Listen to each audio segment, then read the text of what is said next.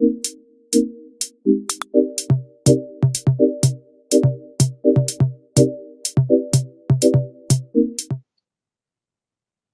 you very much. Thank you to each and everyone that joined us here today for the meeting of the Standing Committee on Agriculture, Environmental Affairs and Development Planning.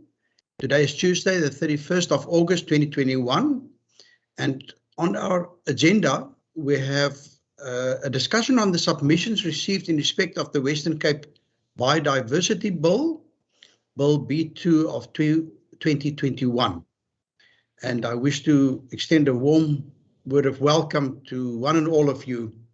I see we've got a lot of interest of people that have joined us, not only from the Department of Environmental Affairs and Development Planning, but also from other provincial departments. I hope you will feel welcome in our meeting. Honourable members, if I could give you an indication, an opportunity to just indicate your presence. My name is Andrikus van der Westhuizen. I'm the chair of this standing committee. And with that, I want to give over to our members to introduce themselves as well. Deirdre Bartman, member of the committee. Good afternoon, Chair. Thank you. Can we let Honourable America go and then Honourable Heron? Good afternoon, Chair. My name is Derek America. I'm standing in for Honourable Maseku, alternate member of the committee. Chairperson Brett Heron, a member of the committee. Thank you very much. We also have, as a standing member of this committee, Honourable Pat Maran, who submitted an apology for this afternoon's meeting. On apologies, we've also received an apology from Minister Anton Bredell. I've been informed that Mr. Piet van Zyl found himself in a meeting this morning, which may require of him to only join us late. And then, yes, I think I've mentioned the apology from Honourable Maran. With that, I would then like to give over to Ms. Shippey, the Chief Director, Environmental Sustainability, to introduce the team from the Department of Environmental Affairs and Development Planning. Thank you very much. I'm actually going to ask the colleagues to introduce themselves very, very quickly, because I see that some of my colleagues from outside of our organisation are also here. So perhaps we can begin with Marlene Larosse, my Director Biodiversity, and then the other colleagues if they'd come on.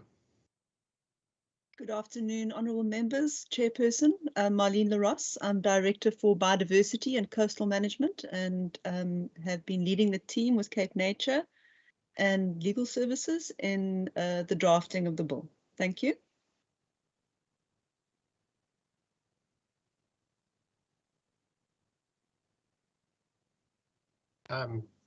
Good afternoon, Chair. My name is Lionel van der Skeef, Department of the Premier, Legal Services.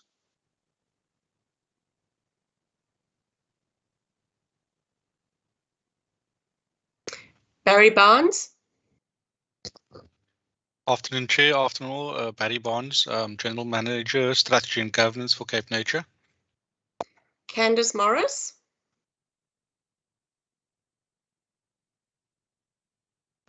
Hi, good afternoon, everybody. IT Assistant, WCPP.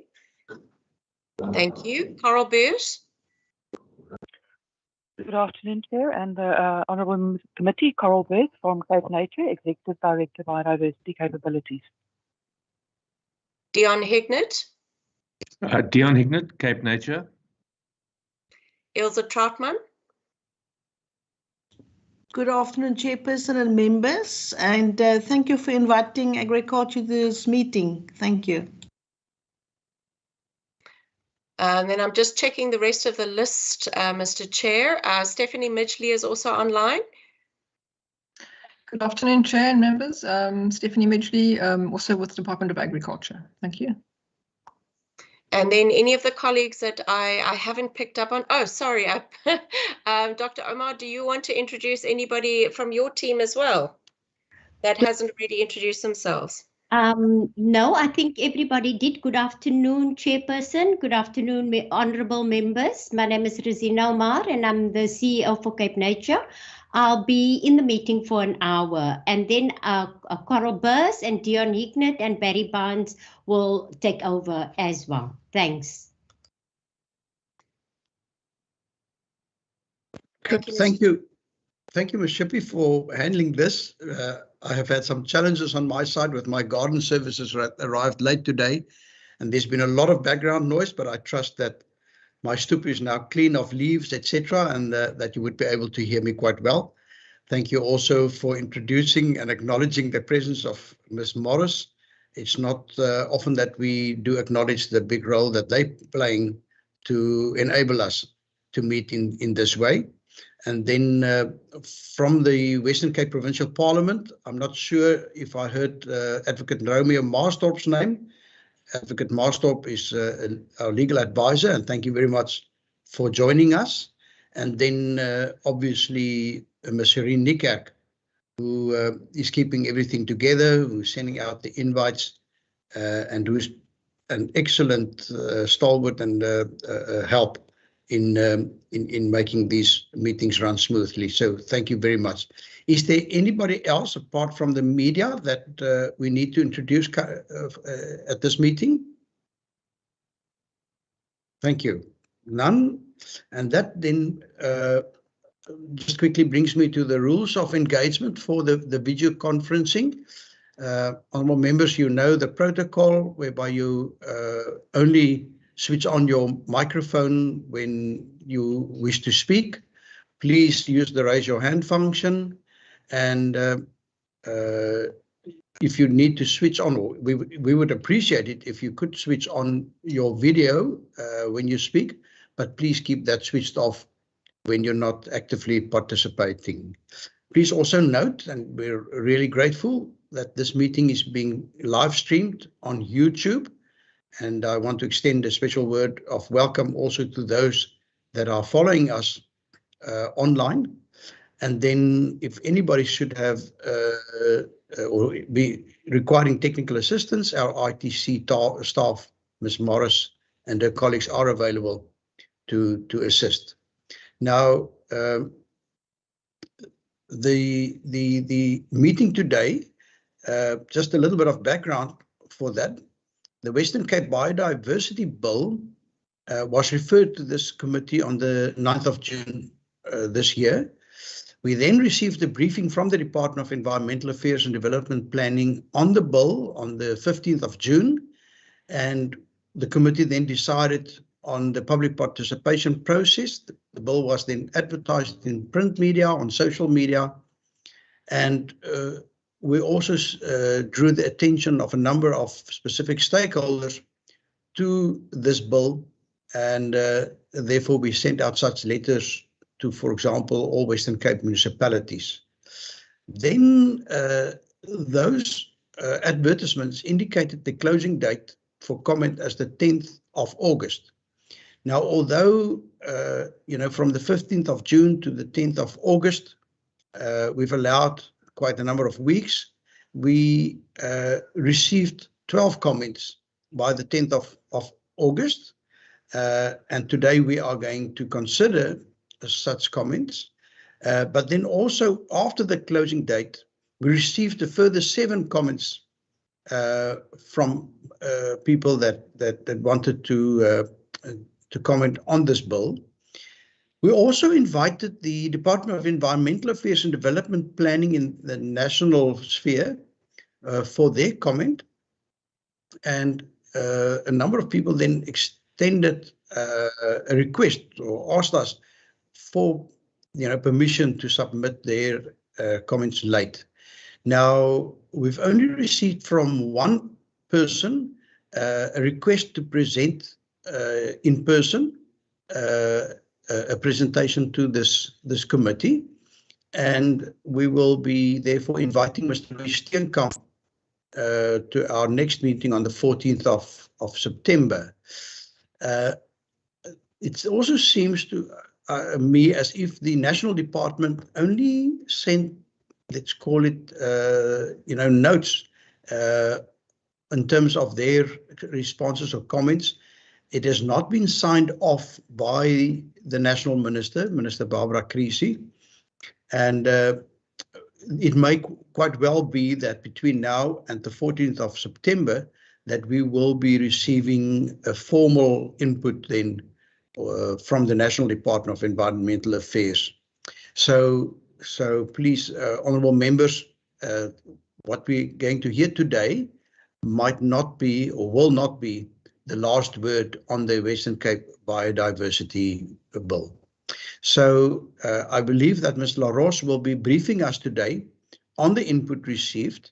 Ms. LaRoche, thank you very much for the matrix that you and your colleagues have put together in terms of the responses to this bill. Some comments obviously were of a general nature, and a few referred to specific items or clauses in the bill.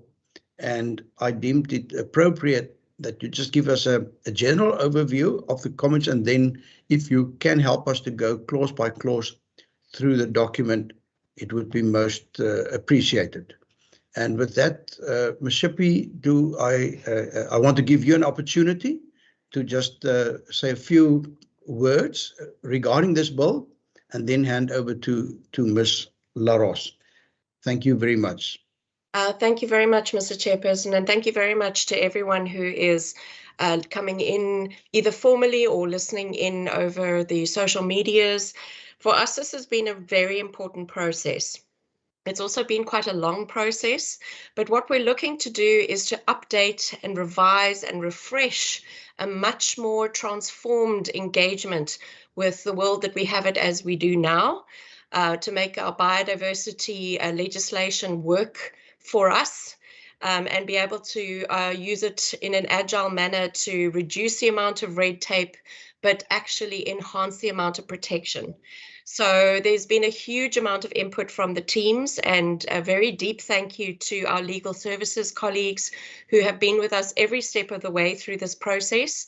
But yes, I think it's a very strong piece of legislation, and we are very happy. This is effectively the third time that we are getting a public comment and input, and we think that it's strengthened the work significantly. So a deep thank you to those who have actually submitted comments. It always helps us to reflect on various perspectives on our legislation, and we need to be careful. It's appropriate because we are actually putting very important things in place, and we need to be able to make them work.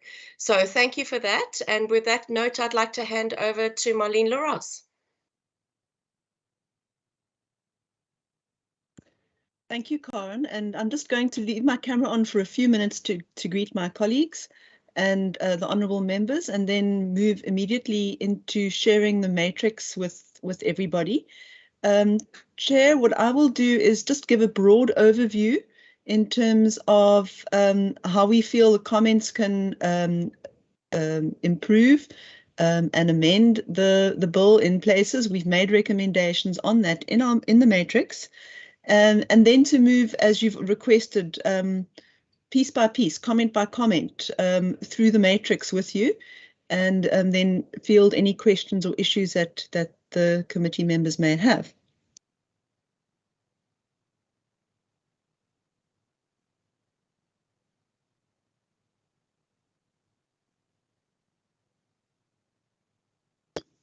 Thank you. Please proceed.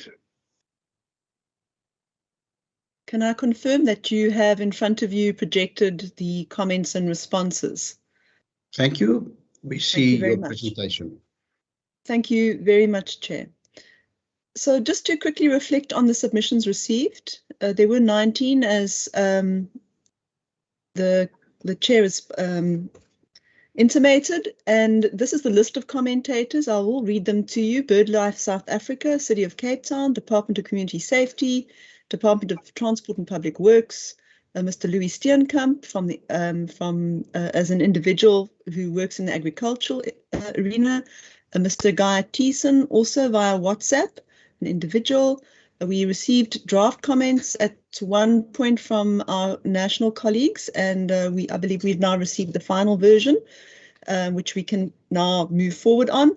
the South African National Biodiversity Institute, Miss Netanonda from as an individual, Western Cape Biosphere Reserves, a non-profit company, Department of Agriculture, Western Cape, Wildlife Ranching, South Africa, Agri Western Cape, Mr. Cox, individual, as well as Salga, who provided the cover letter ready for the comments from Drakensberg Municipality, Well Coast Conservation, NPO, Wildlife Animal Protection, South Africa, and Wildlife Ranchers Forum.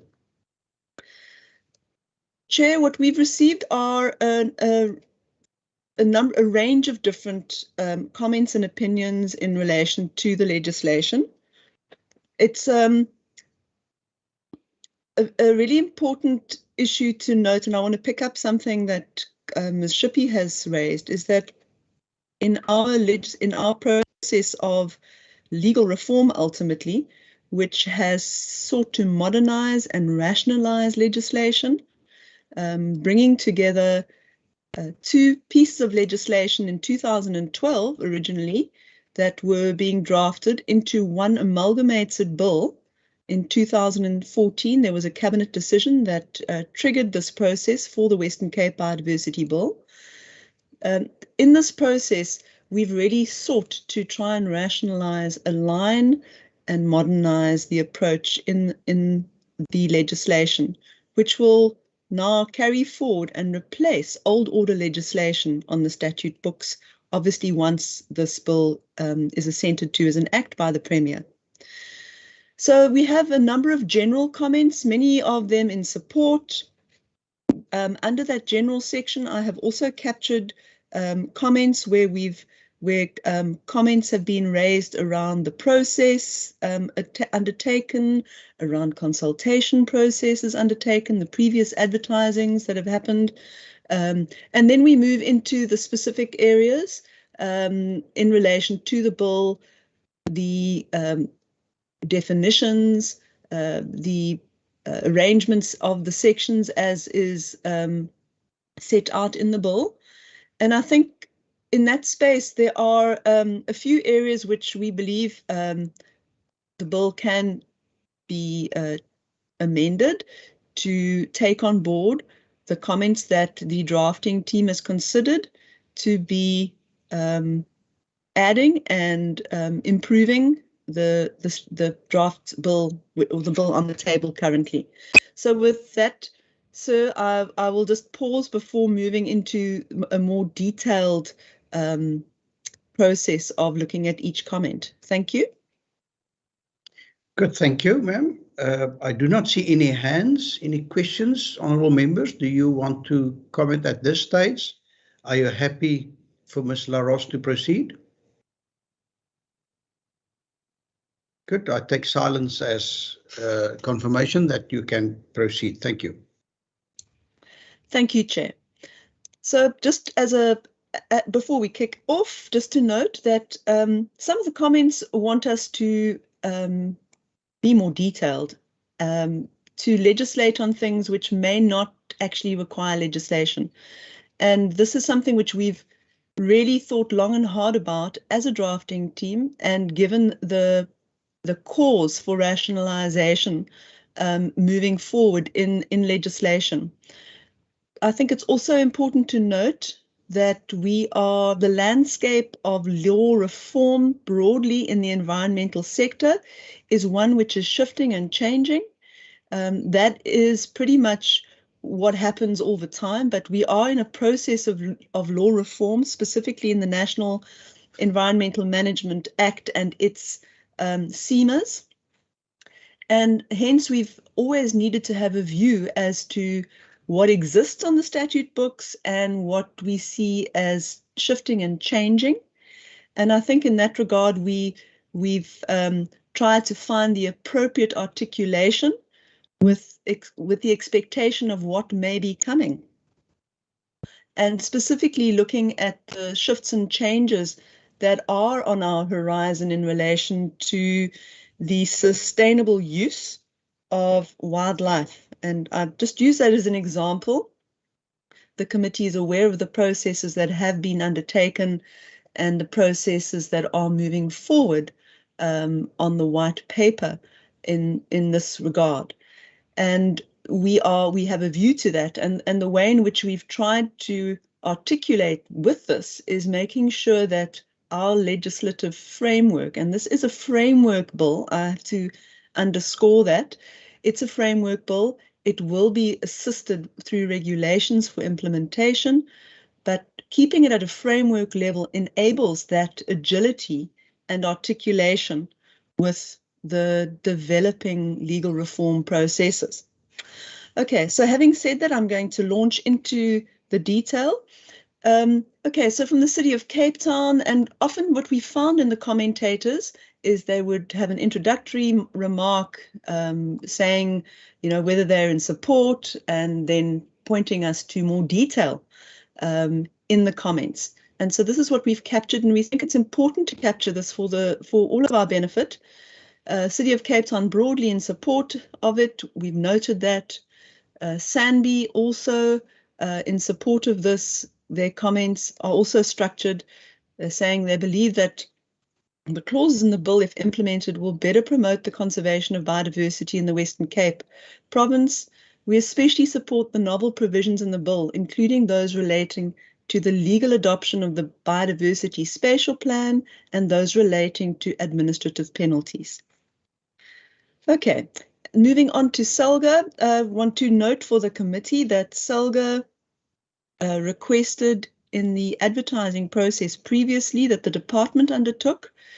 They requested a presentation, and as the organising body for local government, we were very grateful to present to the Environmental Planning and Climate Resilience Provincial Working Group, and that was already on the 16th of July 2019. In substance, the bill has not changed radically since it was advertised by the department. And this input was gratefully received because we were able to interact with the municipalities and address comments in the redrafting. And just to acknowledge SALGA's role in that. As a result from that, Drakensberg municipality and their comments obviously coming from the previous draft we were able to address. And they also note with appreciation that their comments made in the previous rounds were taken into consideration and are reflected in the current draft. BirdLife South Africa, an important NGO in the country and internationally, speaks to just having been grateful for the opportunity to comment, and they appreciate, understand the rationalization process being undertaken in relation to this area and broadly support it. Whale Coast Conservation, also a commentator on a previous draft, the one advertised by the department in 2019. They submitted detailed comments indeed, and we were able to take on board most of those. They have now reiterated 2 of their residual comments, which are addressed in more detail below. Chair, I'm going to keep moving unless you interrupt me because I cannot see the screen other than what is in front of me as I'm presenting to you. So if I can request that if at any point you require me to pause, I'd be grateful for an indication thereof. Chair, can we comment on each point, or are you going to let them go through all the submissions and then we would have forgotten what was in there? Are you ruling that we must wait till the department is finished with everything? Honourable Marais, thank you for that question, and Ms. LaRose, thank you for giving us this break. I hope you will also be grateful and be able to take a sip of water. Honourable Marais, I propose that when we go clause by clause, that honourable members raise their hands the moment they believe they want to raise something, that they want to amend something or have something clarified. And let's then see how it goes. If we see that we are progressing too slowly, then I would like to ask members to keep a pad next to them and just write down the clauses on which they would like to comment.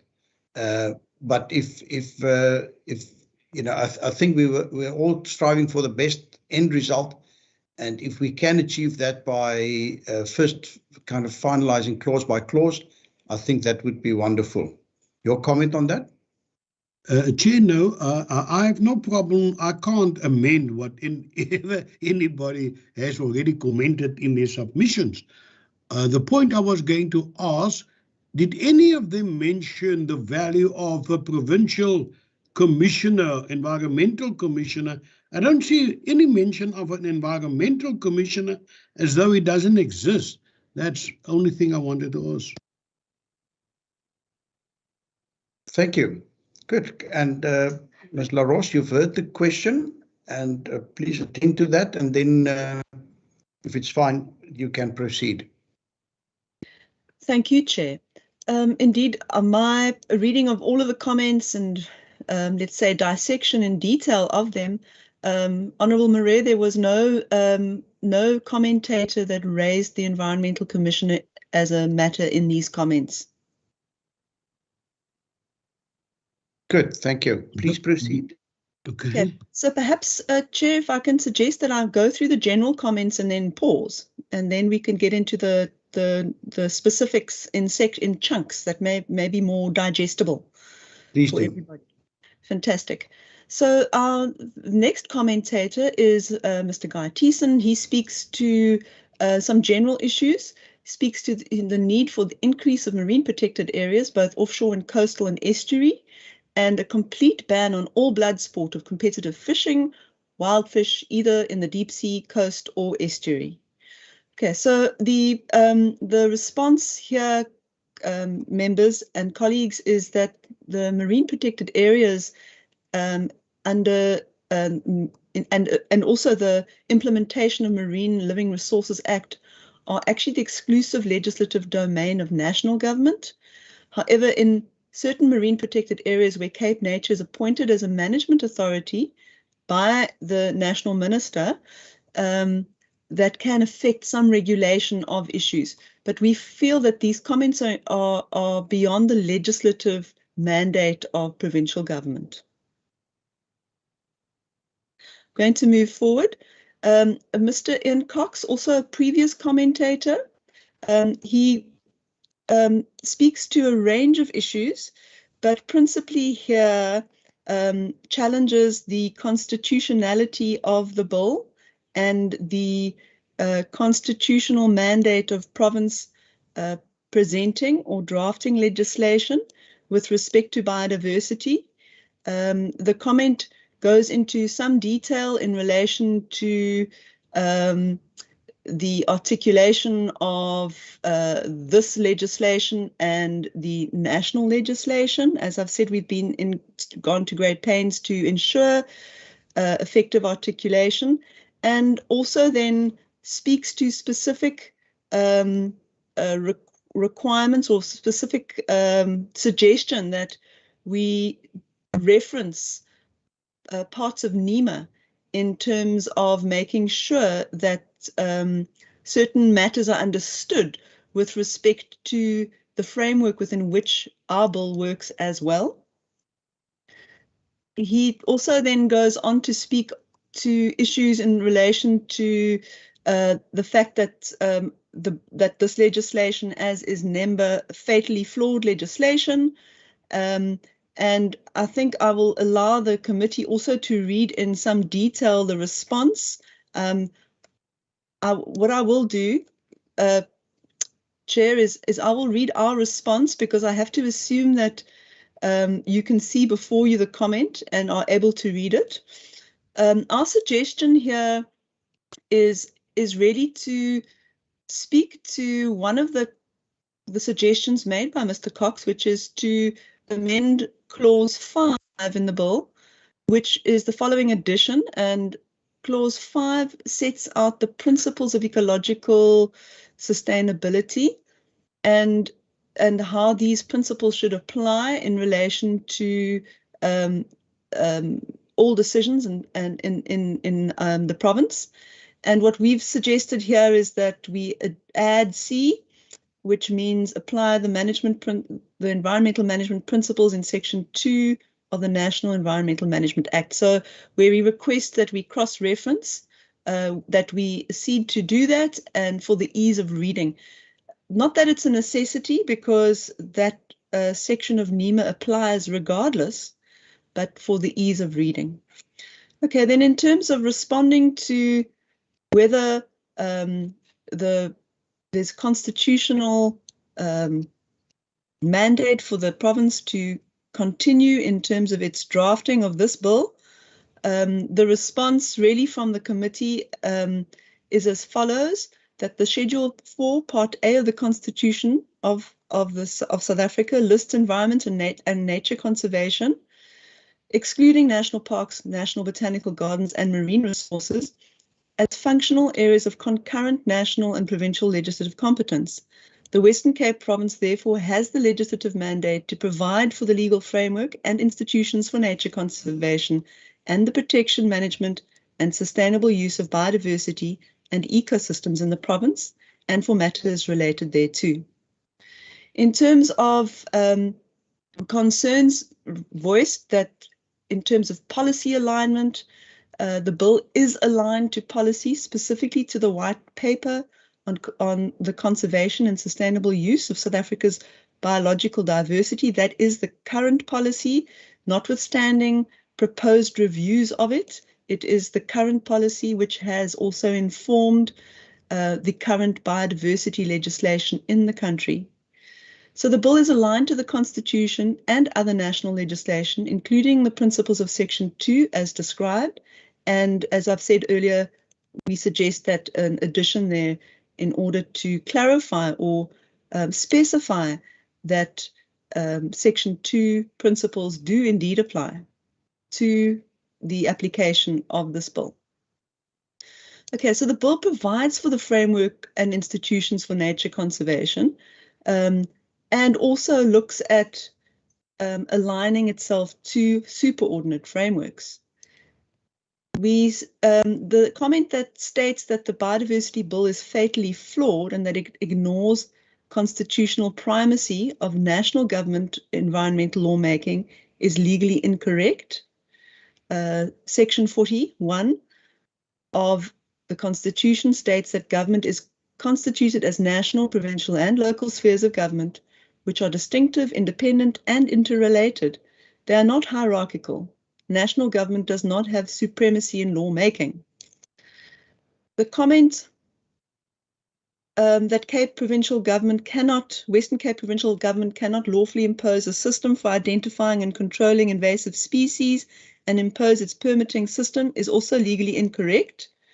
And we quote previous case history and law, and the Constitutional Court held on this matter between McSands and the City of Cape Town, that the Constitution allocates powers to 3 spheres of government in accordance with the functional vision of what is appropriate to each sphere. But because these powers are not contained in hermetically sealed compartments, sometimes the exercise of powers by 2 spheres may result in overlap. When this happens, neither sphere is intruding into the functional area of another. Each sphere would be exercising power within its own competence. It is in this context that the Constitution obliges these spheres of government to cooperate with one another in mutual trust and good faith, and to coordinate actions taken with one another. And indeed, honourable members, that is indeed the approach that we've taken in terms of aligning the Biodiversity Bill to NEMBA, National Environmental Management Biodiversity Act. That is indeed what our intention has been in drafting the bill as it stands. Further to Mr. Cox's comments and the responses thereto, Section 146 of the Constitution provides for a resolution where there is a conflict, and we quote further case law. It's inherent in our constitutional system, which is a balance between centralized government and federalism. that on matters in respect of which the provinces have legislative powers, they can legislate separately and differently. That will necessarily mean that there is no uniformity. In other words, the provinces are not obliged to draft laws that are uniform with national legislation.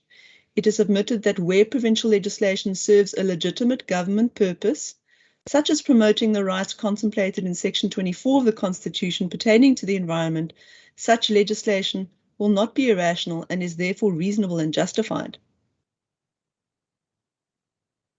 We go on to speak to Section 150 of the Constitution, which states that when interpreting a conflict between national and provincial legislation, every court must prefer a reasonable interpretation of the legislation that avoids a conflict. Further, Section 148 provides that if a dispute concerning a conflict cannot be resolved by a court, the national legislation prevails over provincial legislations or provincial constitution. 146(2)(c)(6) states that national legislation that applies uniformly with regard to the country as a whole prevails over provincial legislation if the national legislation is necessary for the protection of the environment.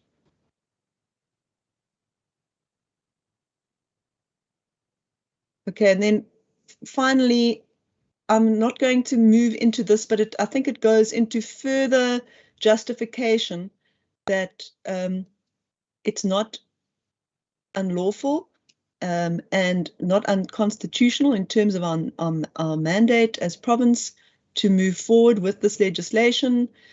So it's submitted for the reasons above, Honourable Chair, that it is neither bad law nor is it unlawful for the bill to contain provisions that are contemplated in NEMBA. There is no presumption that national legislation will prevail.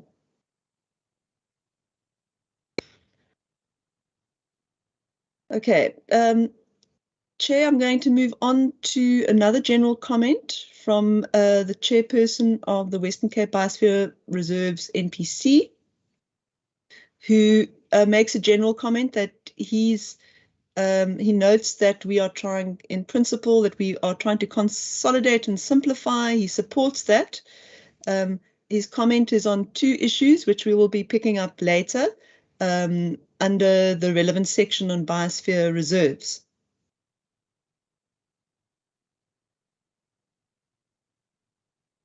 Wildlife Ranching South Africa, a general comment from them. They wish to make these comments. Wishes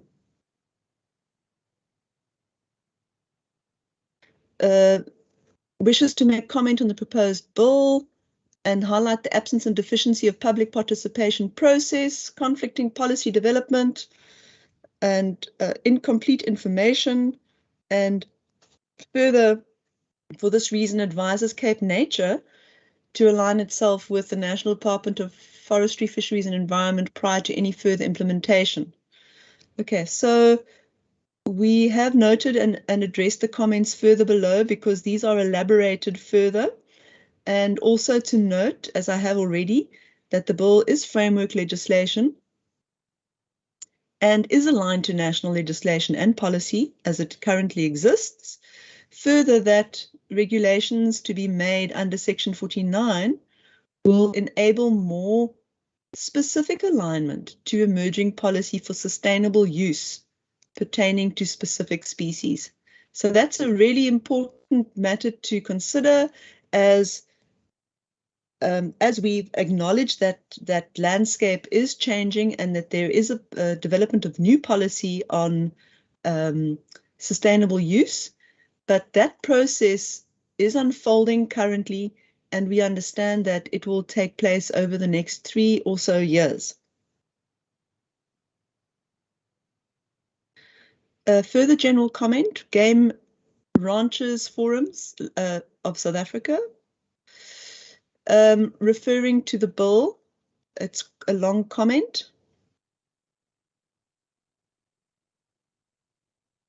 Firstly, there's some inaccuracies.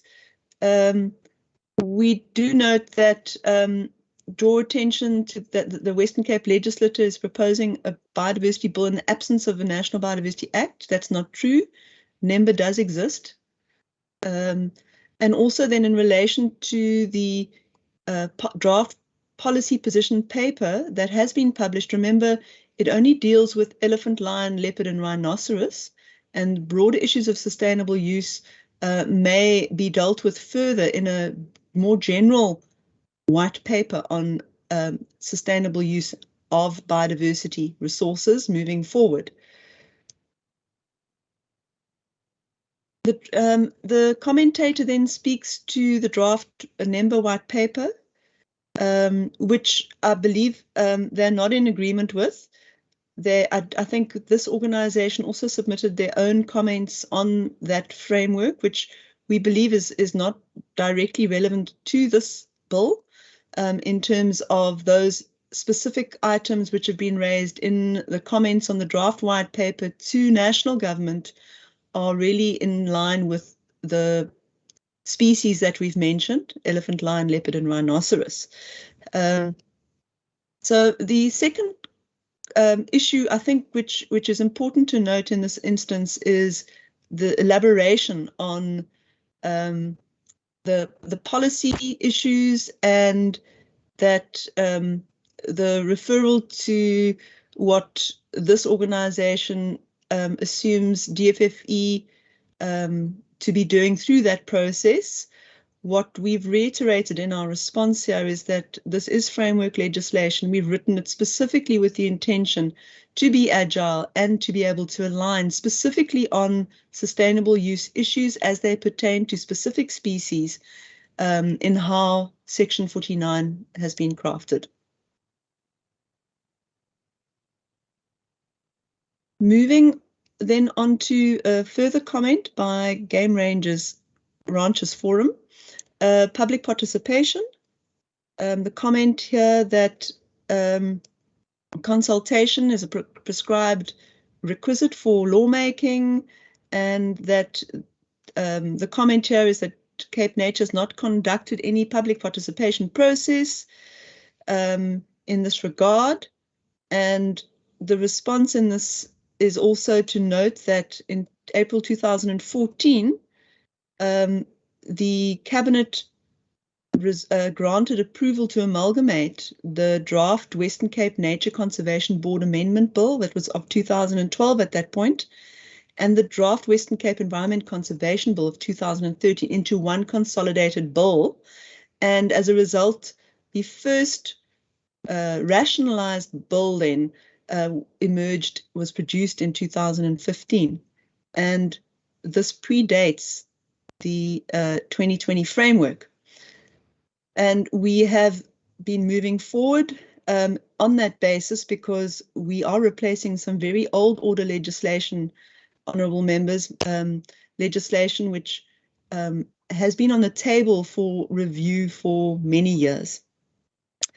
So also to note that the bill was published in 2019 by the department.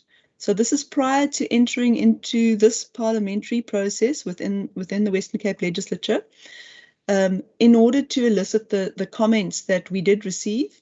And that commenting period was originally set out for 60 days, and it was then extended. So there was a 3-month period of comment in 2019. And then, of course, there have been 2 subsequent advertisings of the bill. We note also here that the Western Cape province has the legislative mandate to provide for legal framework and institutions for nature conservation and the protection, management and sustainable use of biodiversity and ecosystems in the province. Okay, further comment from Wildlife Ranching South Africa on public participation, also referring to the same 2020 framework, and our response on this matter is the same as to the previous commentator. In fact, indeed, these 2 organizations raise exactly the same issue in relation to this.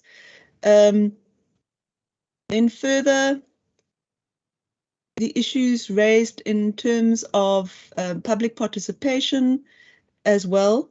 And the issue in terms of the required or the requested social and economic impact assessment, that in 2016, the Provincial Cabinet resolved that a regulatory impact assessment, in other words, quite similar to a SIAS, that it must be undertaken in respect of all significant new legislation, and such guidelines were even instituted and approved in 2017. However, because the first draft of the bill was already on the table, and predates this policy, it was the position of legal services that it was therefore not possible or desirable at that point to conduct a RIA on the bill further, as it's a rationalization of the old legislation that needs to be replaced. So we are speaking about the Western Cape Nature Conservation Board Act of 1998, as well as the Nature Conservation Ordinance of 1974, and then the bringing into the fold the 2011 Western Cape Biospheres Reserve Act, specifically to rationalize that and to align it with the National Developing Framework. Further comments, elaborating possibly on that above, and maybe even repeating that, relates to again the draft national policy on conservation and sustainable use of biological resources, that it can only be enacted once gazetted. Well, I have outlined to the committee that that will be a process moving forward of about 3 years, and in the interim, we need to update and review the legislation in a manner that can articulate, as a framework can, to that developing legislation. Further then, to elaborate conflicting policy development between national and provincial, is just going into a little bit more detail on this matter, but the responses, honourable members, are the same as to the general comments that were provided earlier. Maybe just to add that in this particular matter, and in relation to that policy, we have tried to take on board the policy shifts as anticipated, and those who've gone through the bill in detail will pick that up in terms of how we are using Section 49 and also the principles to align to these emerging policy articulations for sustainable use. Okay, the issue here raised that they were, in their opinion, that once the policy is implemented, that the bill would need to be revised, and we don't believe that will be necessary, because we are anticipating those shifts and changes. And then I think we have already responded, and I won't read our response again, but ultimately the RIA not being required because this legislation predates, and this legislative process predates this requirement within provincial government. Again, the same comment from Game Ranchers Forum, similar to what was put forward above, and then maybe just again to reiterate the need to update and rationalize the older order legislation. One would assume that perhaps the result of such comments might be not to move forward, and in our view that would be an error, as in the legislation is requires updating and requires to bring on board the rationalization that is designed therein. And then the same comment again in terms of the RIA, and this comment also has the same response set out. Okay, we're nearly through the general comments, so I think I'll keep going unless anyone interjects. Please do. Chair, then again, the Wildlife Ranching South Africa reiterates or goes into a little bit more detail in terms of the draft policy position on elephant, lion, leopard, and rhino, and our response therefore is the same.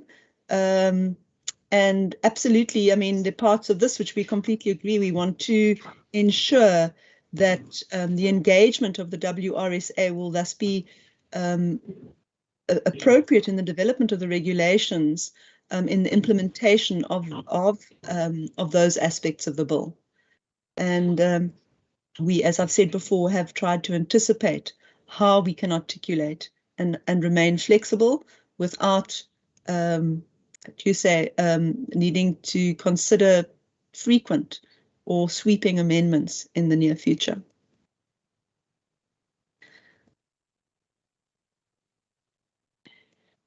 Okay, Mr. Louis Steenkamp is the individual that has asked for an opportunity to address the committee. I've highlighted that in green. We wanted to pick that up for the committee.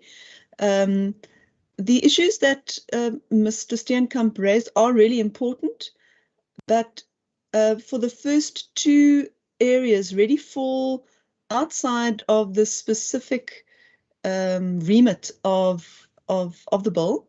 He raises issue of visual pollution, and this is a comment or an issue that is being raised repeatedly, and I'm sure our colleagues in agriculture will also agree that the use of shade netting for orchards, vineyards, etc.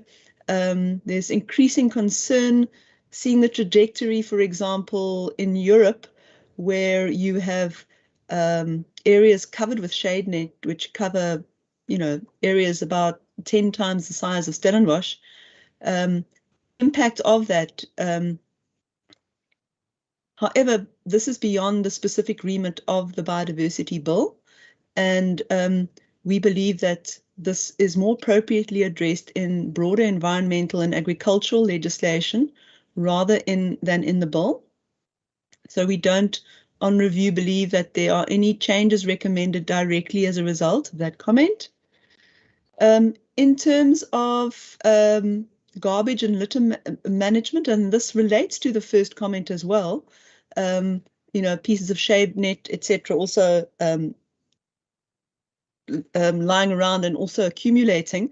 The concern here is specifically in terms of the accumulation of waste in agricultural lands, and we believe that this is a matter that needs to be picked up and carried forward into the Western Cape Integrated Waste Management Plan. Now that process has just been initiated, and we would direct such comments into that space in order that it can be addressed there under the relevant waste specific mandates.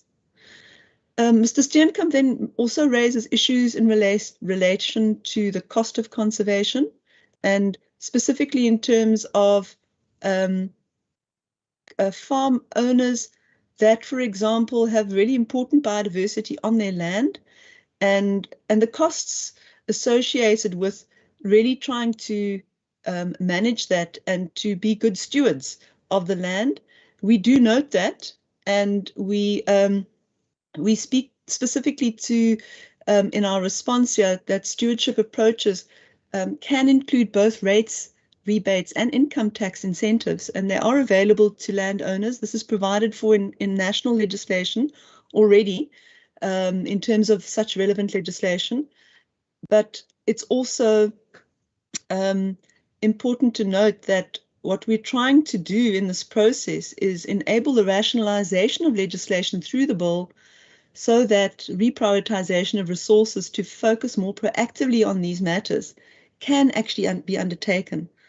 However, the details that have been put on the table here don't really need to be included in law. So in other words, the matters covered here are covered sufficiently at a framework level, and there is therefore no changes recommended in terms of inclusion of these specific matters in the bill.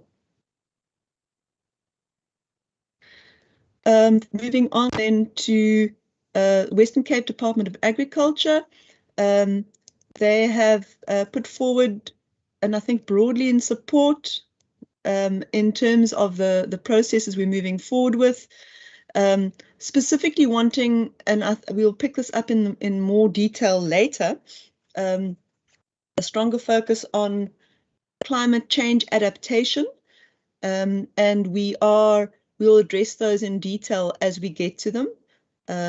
We thank our colleagues who we believe are in the room for forwarding these comments to us.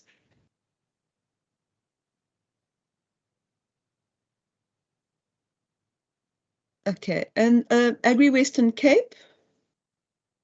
This is also a general comment which is elaborated in some detail below.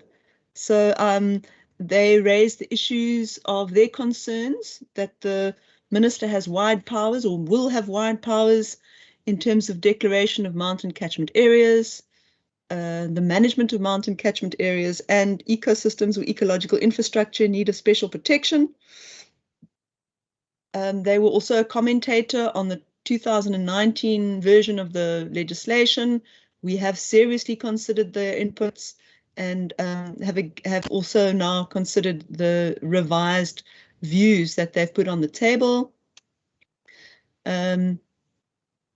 Okay, they are saying we trust that the honourable members of the Standing Committee will be persuaded on the basis of the grounds set out here that sections 40, 41 and 47 must be amended. We also believe that the bill should include provision for establishment of conservation committees at various levels from local areas to a whole bioregion, which would enable stakeholders, etc., to promote the aims of the bill.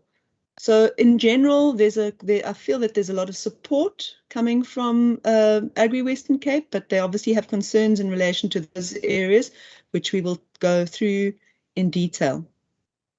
There's a very small section on additions, which I think it may be quite useful just to cover before we take a breath. Whale Coast Conservation strongly believes that commercial exploitation of wild animals confined to small encampments for breeding and close interaction with tourists should be regulated. The Act should incorporate powers for Cape Nature to set down criteria with which such enterprises must comply. The bill does currently not deal with this matter. It's elaborated further below in detailed comments. Wildlife Animal Protection Forum of South Africa has put forward the matters relating to the lion bone judgment and specifically the result of that in terms of anything that considers the use of resources, faunal resources, and how this should be moving forward. This indeed will affect the way in which policy and laws is moving in the country. Members, I think you can see the recent draft white paper that was put out actually does represent a sea change in how faunal resources are managed and what will be coming from a national level. It is clearly contentious, and where there are existing interests, there are very, let's say, very clear positions here. Specifically, the Wildlife Animal Protection Forum of South Africa is highlighting this, that the members are gravely concerned and do not consider it acceptable that there is no reference to the bill in any welfare legislation as defined in the Animal Protection Act 71 of 62 and Act 7 of 91. Okay, so our response to these comments is as follows: that the legal implications of the National Council for the Society of Prevention of Cruelty to Animals versus Minister of Environment Affairs and others, Gauteng High Court case, reference number, also known as the line bone judgment, that we have considered and accommodated the principles of ecological sustainability under clause 6G, and this requires the consideration of the well-being of any faunal resource in the decisions or actions that may affect biodiversity. And then further, we elaborate on the definition of well-being in terms of taking account of the above. In terms of the detailed aspects of how that will be carried forward, and as I've elaborated before, specific section that is relevant here is section 49 of the bill. And again, those implications and the regulations will specifically deal with decision-making and actions involving those faunal elements, in other words, animals. In relation to the reference to welfare legislation, animal welfare legislation is beyond the scope of the bill.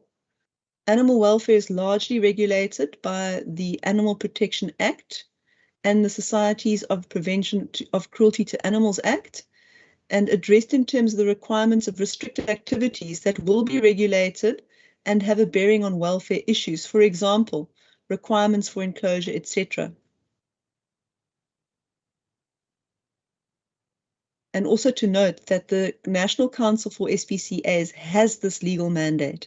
So insofar as we have articulated with this is to bring expressly and explicitly on board the implications, the need for welfare considerations to be taken into account when making decisions in relation to any faunal resource. And we believe that within this framework legislation, also providing for regulations, that we have taken this on board, but have avoided to move into a space which is beyond specifically the remit and mandate specifically of the Western Cape government and specifically the executive authority's mandate and the government's mandate to develop law in this regard. Moving further then on to the other general comments from the Wildlife Animal Protection Forum of South Africa. There is a long explanation and set of opinions put forward here, also backed up by a number of references.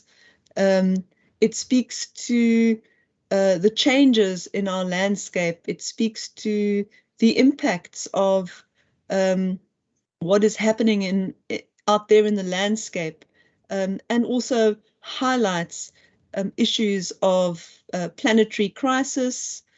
It speaks to the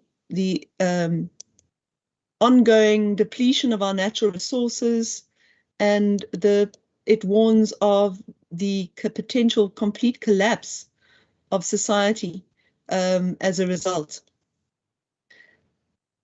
This is really ultimately, if I could interpret this lengthy comment in the context of the bill, I believe that while it's really asking for very specific details which aren't currently in the bill in terms of these more general matters, we have noted them and don't believe that specific changes can be made as a result. In terms of the further comments, because the comment does cover a few pages, we have noted the importance of the biodiversity of the Western Cape. In fact, that's highlighted in our preamble and is really the reason why we are trying to rationalize and strengthen our legislative framework. In relation to the issue of the destruction of habitats that are disappearing and the related assemblages of plants and animal species, we wanted to note that the Biodiversity Spatial Plan, which is referenced there as BSP, provides for the key informant to protection of all components of biodiversity, and has and will continue to include the impacts of climate change. So colleagues, just to underscore that, when we get to that particular section, the biodiversity spatial plan, which is a scientific analysis of the remaining biodiversity that we can still protect and conserve in perpetuity, in order that these elements are not lost for good to society, to the world. In other words, bringing our international obligation really into a very clear and specific requirements in terms of what is required in terms of the space for nature. And that brings on board very expressly climate change corridors and considerations of the impacts of climate change. But more on that later.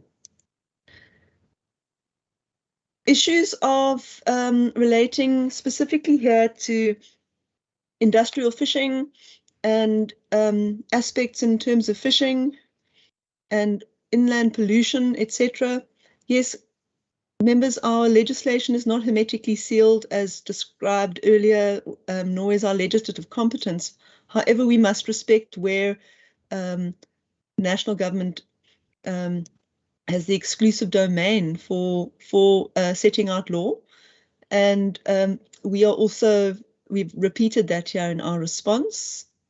And then relating to the protection and specific regulation within marine protected areas, just to note that several regulations are published relating to marine protected areas, which are declared by the national minister.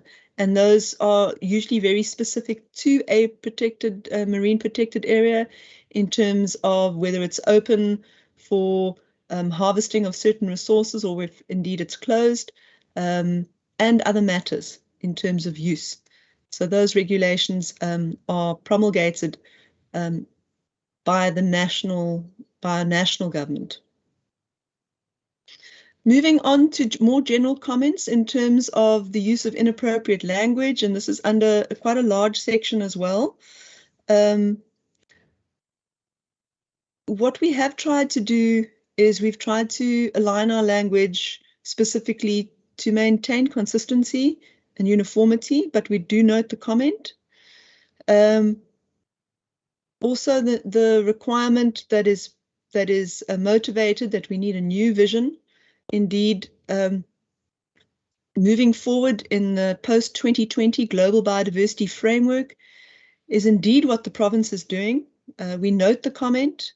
We also like to note that we are signatories as a province to the Edinburgh Declaration, which will support subnational governments throughout the world in implementing the post-2020 global biodiversity framework. And in fact, Cape Nature and ourselves currently are in a detailed process of developing the Provincial Biodiversity Strategy and Action Plan that aligns the strategy for implementation all the way from province upwards through the national targets, all the way to the global targets as they are currently being discussed. So the Global Biodiversity Framework, members, is in development currently, and a draft is currently on the table, which will be discussed at the up-and-coming Conference of Parties, the Convention on Biological Diversity. The comment goes on to speak about an integrative approach, and many of these sentiments here we would agree with. We note these comments, but again, the bill is not in conflict with the judgment that that the Constitutional Court has made. Indeed, we've looked to ensuring expressly that we are in line with it.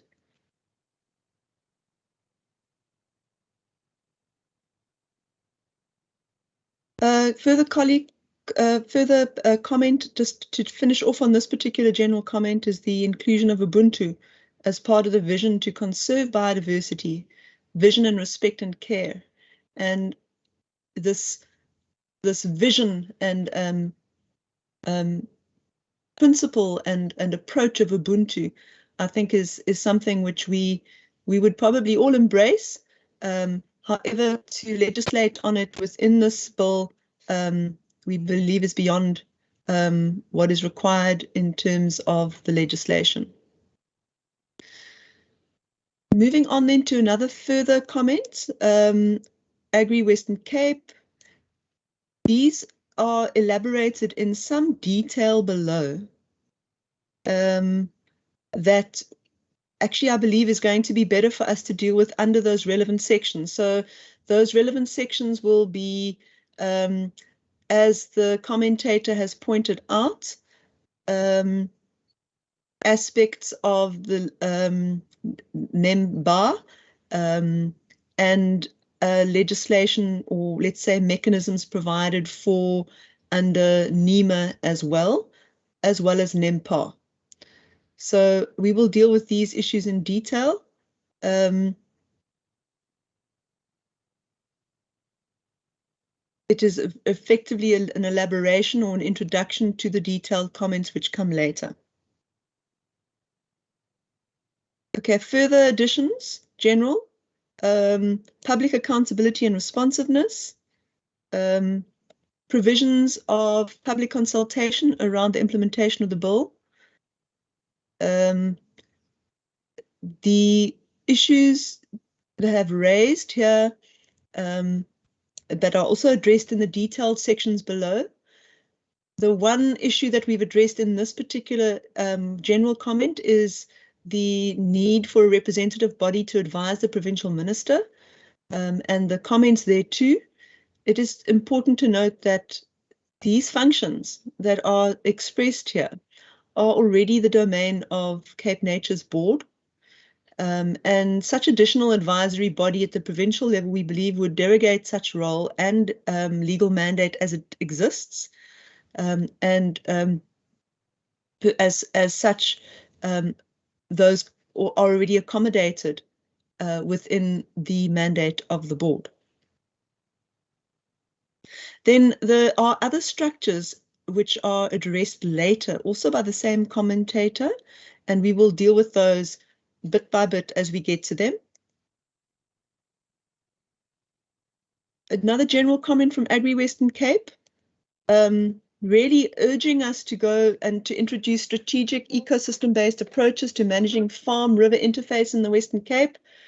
We really support these sentiments and comments in general, and that the proposed systems of integrated planning are already provided for in spatial planning frameworks for local government and agriculture, and these intend to be informed by, inter alia, as I've mentioned, the biodiversity spatial plan, which is, let's call it the spatial hymn sheet for ensuring long-term resilience of our incredible biodiversity in the Western Cape. And then speaking specifically to the mechanisms that are proposed, we say in our response here that it is contended that these mechanisms are matters of strategy and cooperative governance, and they do not need to be legislated, and these issues are addressed also in detailed comments below. That takes us to the end of the general comments, Chair. After this, we get into the specific sections, starting with the long title. So I'm going to pause for a moment and just get your direction. Good, thank you. Thank you, Ms. LaRosse. And thank you. I think we all take note of the enormous amount of work that you've put in to prepare these comments and responses. Members, are there any hands that I need to recognize at this point in time?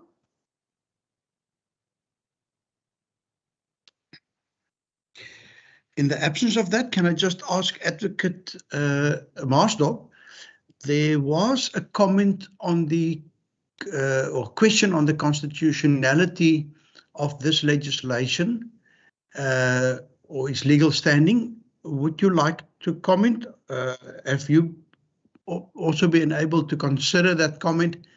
And do you agree with what we've heard here today?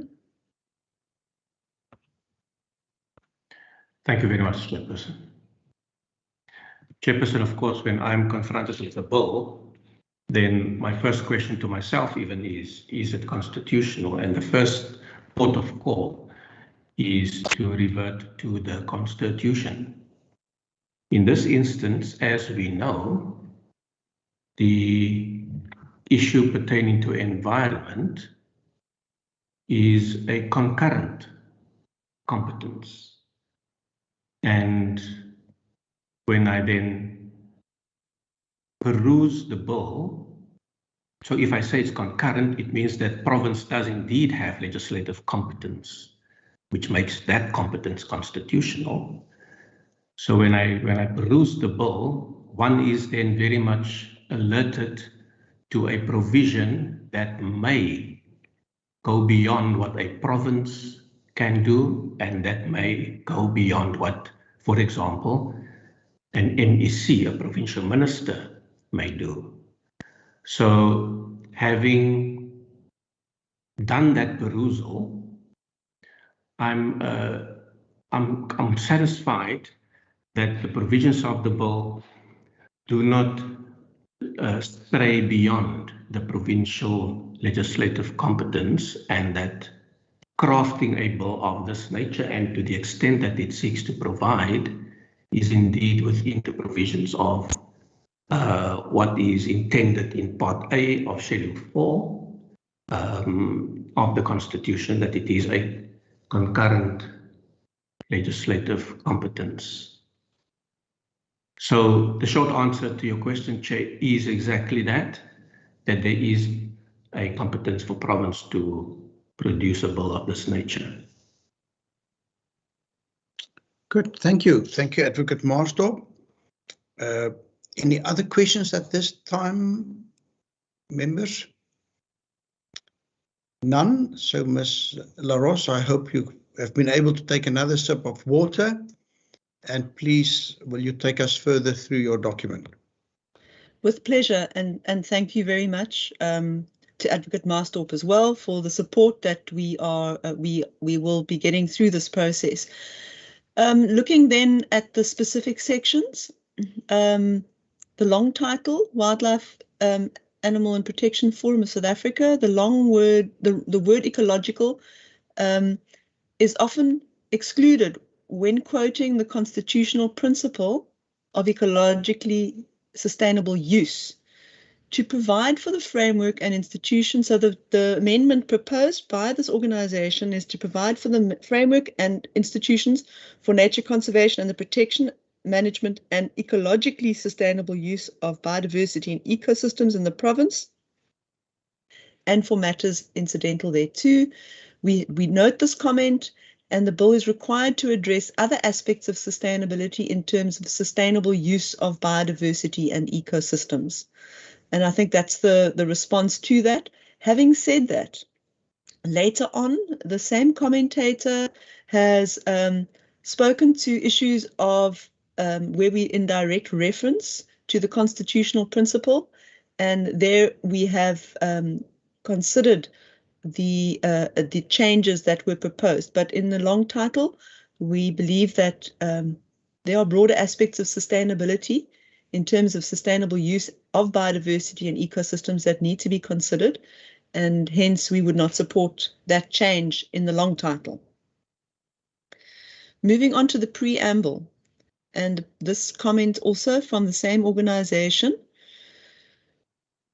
The issue here speaks actually to specific management or management of specific species, this being the Chacma baboon, that the management of which is an ongoing challenge within various local authorities and areas, and the commentator specifically speaks to the City of Cape Town, Cape Nature, Sandparks and SA Navy, and the issues relating thereto, concerns in relation to the way in which baboons are managed in terms of guidelines, etc. And we want to note here in response that the management of species that require special management measures is provided for under clause 49.4, and in that will be further elaborated by regulations.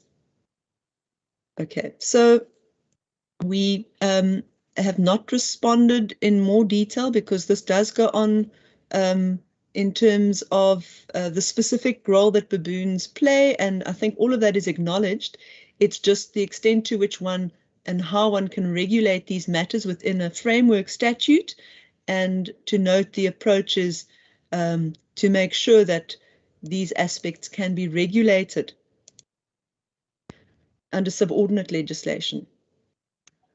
Moving forward then to a further comment made that the commentator recommends that it's possible that the BMP, a biodiversity management plan for urban baboons, is one possible way of making management more accountable and offering assistance therewith, and that the approach or BMP is already provided for within NEMBA, but as I've mentioned before, regulations with respect to any species requiring special management measures is provided for as well.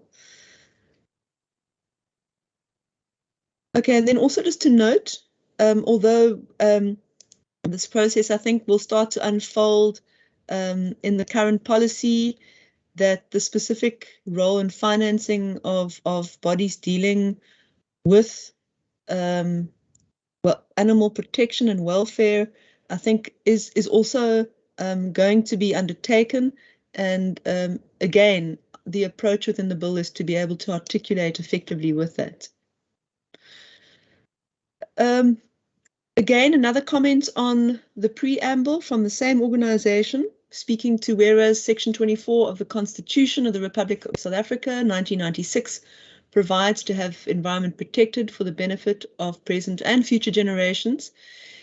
The comment is present and future generations must benefit. We are of the view that adverse impacts should be avoided, not only long-term, but also short-term. And in our view, the preamble includes long-term ecological resilience, which is only possible if such adverse impacts are avoided in the short term as well. So we believe that it's not necessary to amend that preamble.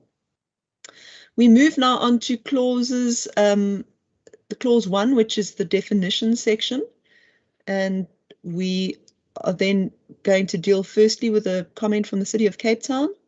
Environmental legislation is missing, and indeed, after all these efforts, we acknowledge that we will insert a definition of environmental legislation, and that it includes any regulations or subordinate legislation made in terms of these acts. So I think that will provide for an improvement in terms of that definition. But the definition of environmental legislation would include all regulations made thereunder, and therefore a detailed listing of each set of regulations is not deemed necessary. But we've conceded that maybe a slight change in terms of the wording and the inclusion of this and includes any other regulations and subordinate legislation could be added to the definition that could assist.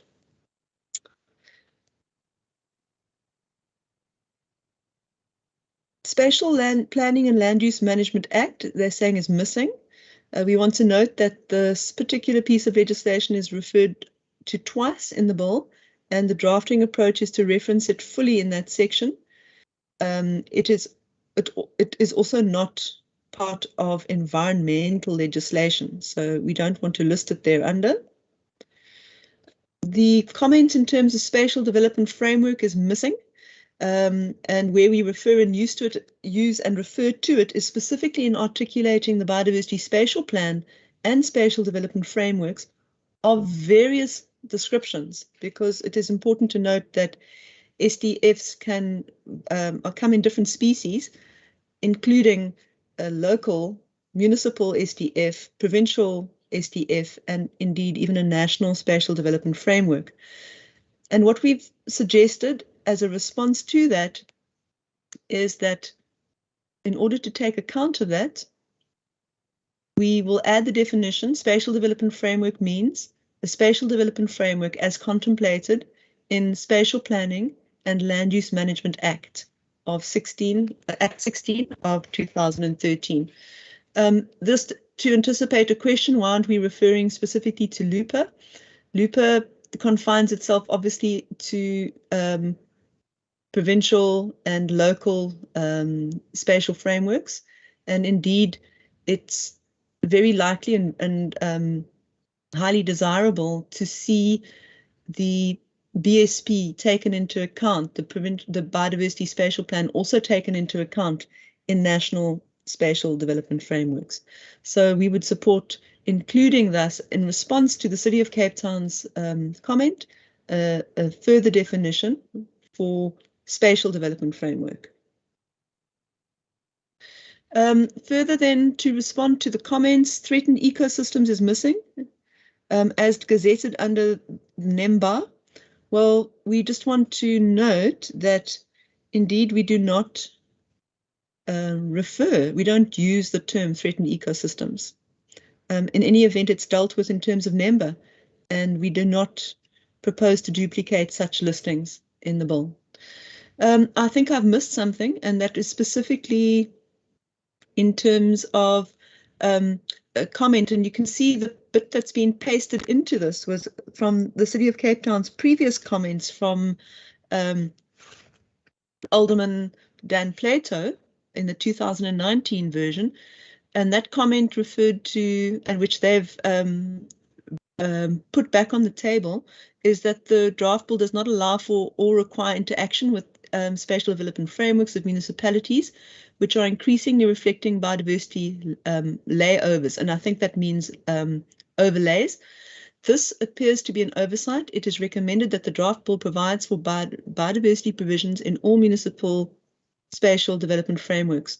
Okay, so in this regard, we want to refer the committee to that particular section. The Spatial Planning and Land Use Management Act is there, but specifically the spatial development frameworks are directly addressed in clause 37.3 that states when a municipality adopts or amends its spatial development framework in areas identified in the BSP as biodiversity priority areas, it must indicate how the land use planning categories in the spatial development framework have taken into account the desired management objectives of the biodiversity priority areas. Okay, so we have tried to hardwire that in, and perhaps it was just an oversight in terms of recognizing that.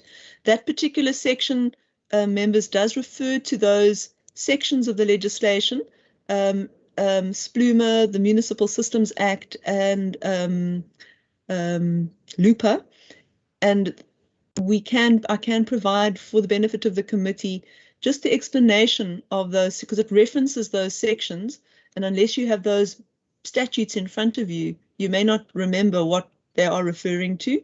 So as in addition to the bill, we can also provide for that. So perhaps that's what was missed.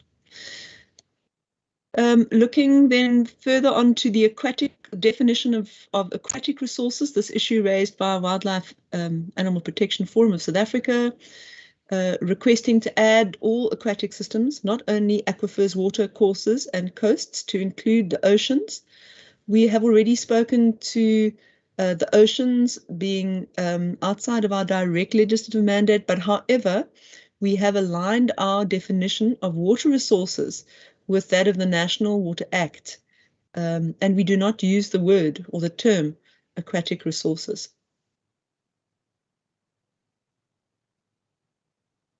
Okay, here's quite a lengthy comment from our colleagues in SANBI, and specifically on the definition of ecosystem services. Principally, the comment really relates to the non-inclusion of, let's call them non-natural spaces as delivering ecosystem services, and also providing for a level almost of and when I'm saying abstraction, it's one level removed ultimately, to make they contribute towards human well-being, and also the suggestion that we remove take out subsection C, supporting services such as nutrient cycling, soil formation, and crop pollination. Okay, so maybe dealing with this issue, we feel that it's really important to keep the full definition of ecosystem services intact, because indeed, many of these supporting services, such as nutrient cycling, soil formation, crop pollination, etc., are extremely important for agriculture in the Western Cape. And these processes are really important even within transformed landscapes. So in our answer, we're saying the approach is to also acknowledge the importance of modified landscapes to ecosystem services and to discourage further degradation. These are significant contributors to ecosystem services in terms of soil processes and water resources. Conservation agriculture, for example, can provide significant improvements to ecosystem services. As we have seen in our sister department of agriculture in the Western Cape and their implementation of smart agri approaches and the big difference that makes in the landscape in terms of soil conservation and water conservation and water resource conservation as well, and all the processes that are associated with that. So this comment we do not recommend changing, or let's say no changes are recommended as a result of this comment. Also, just to note that notwithstanding the above, the sentiment that ecosystem services emanating from semi-natural areas should not drive further transformation of natural landscapes. We understand that concern, but that's not the intention in terms of including a broader definition.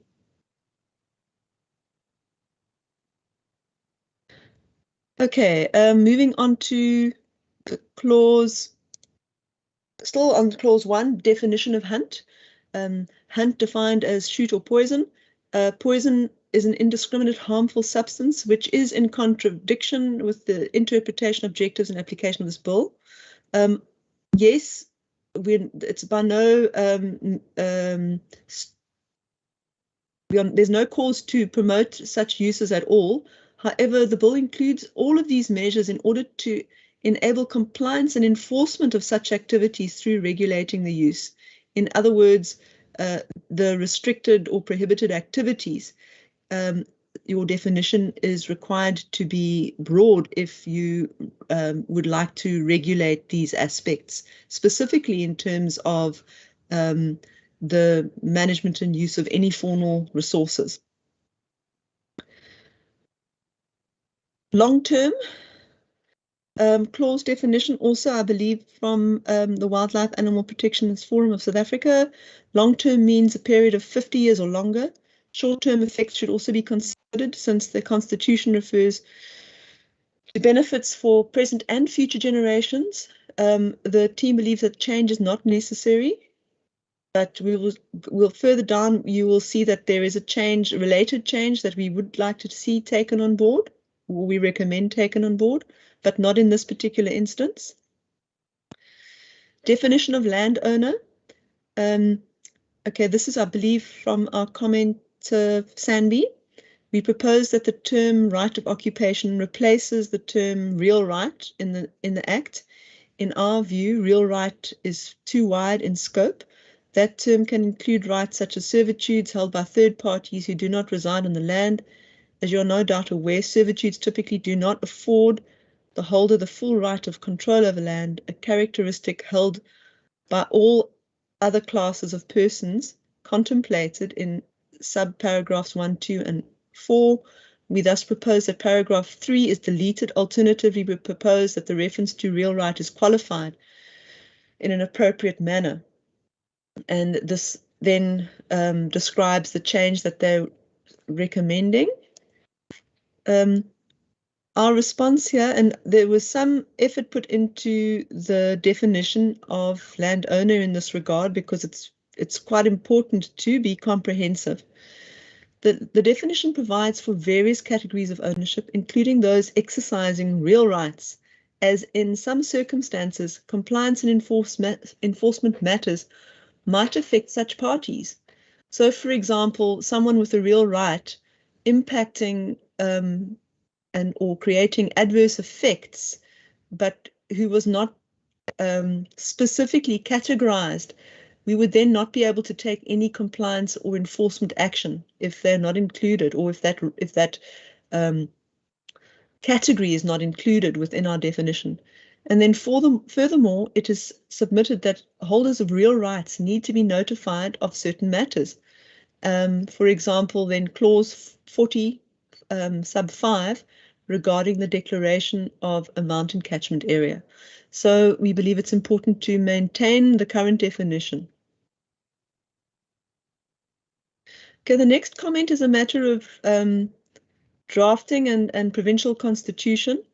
The commentator saying that the use of provincial minister will confuse the public when they read environmental legislations, and effectively saying that it should be MEC rather than minister. The term provincial minister is used in the Constitution of the Western Cape, which was certified by the Constitutional Court, is therefore standard legislative drafting practice in the Western Cape to refer to the MEC as the provincial minister. This is consistent with other legislation in the Western Cape. There is a clear distinction in the bill between the national and provincial ministers, as both are actually defined. So there should not be any confusion.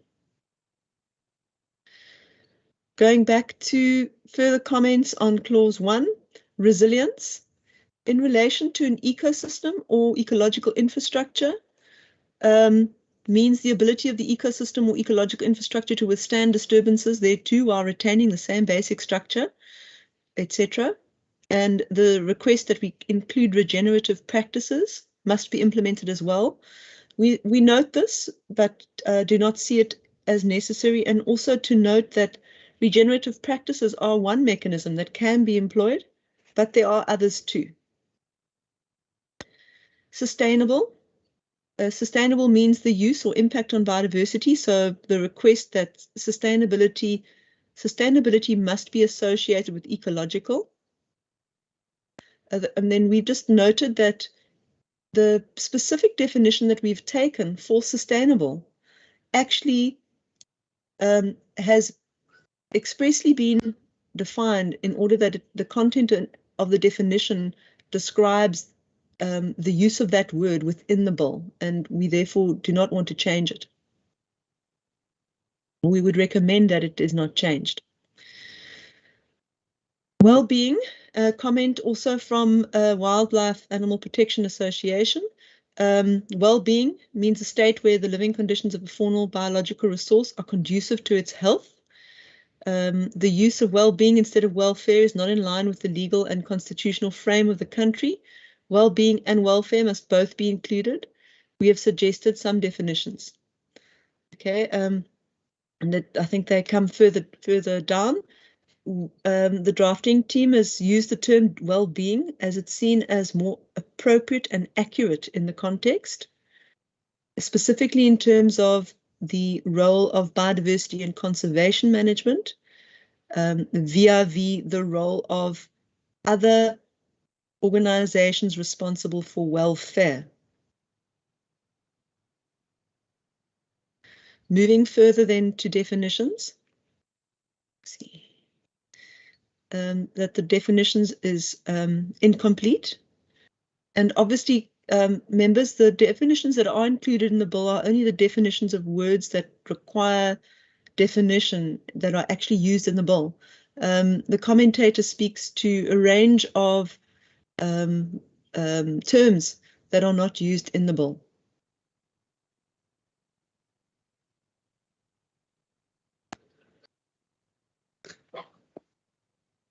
To note also the comment again on the sustainable use, that sustainable in relation to use and management is actually defined in the bill. Again, the issue of the word welfare is not being used in the bill, but well-being is defined. And this definition is preferable as it distinguishes the role of Cape Nature in their consideration of sustainable use or management within their mandate within various contexts, natural or captive faunal biological resources, and which is different from that of the NSPCA. To note that the term rehabilitation facility is not used in the bill, and that the issue of, or the term reputable sanctuary is also not used in the bill. Further, these terms are not used in the bill. Further, these terms are also not used in the bill.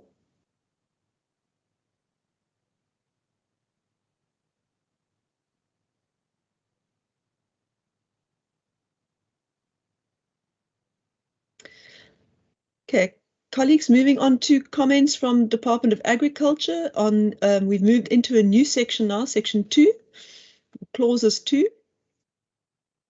See comment above, that was the introduction to this.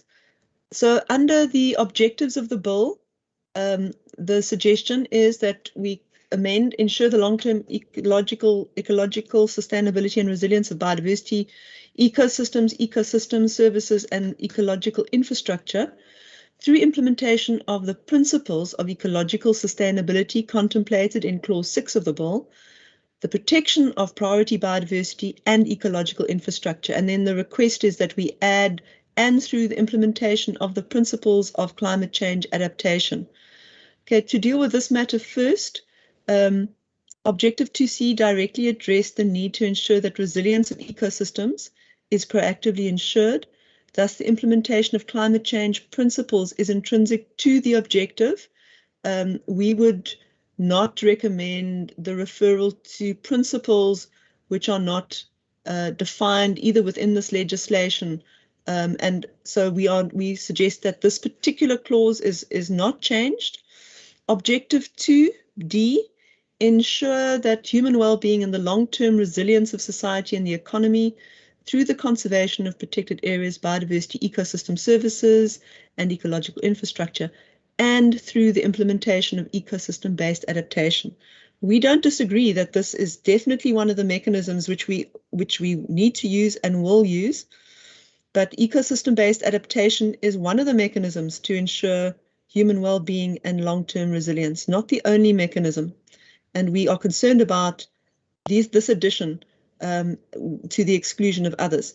We welcome that these contributions on adaptation and ecosystem-based adaptation as important mechanisms in enabling the implementation of these objectives.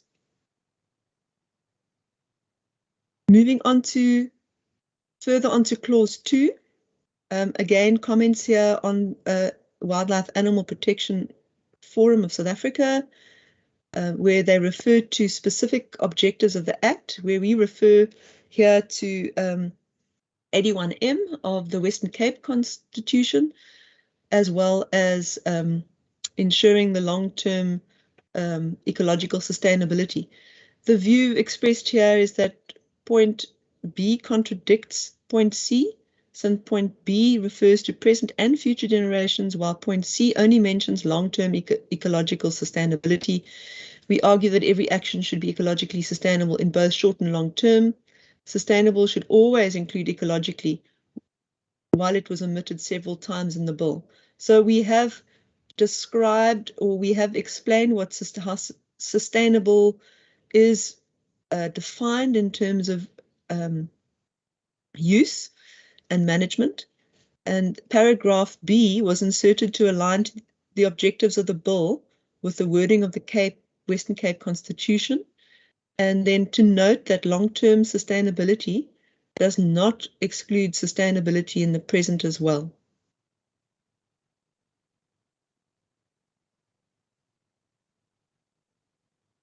Moving further on to other comments on Clause 2, again from the Wildlife Animal Protection Forum of South Africa, objectives of the Act to promote consultation, cooperation,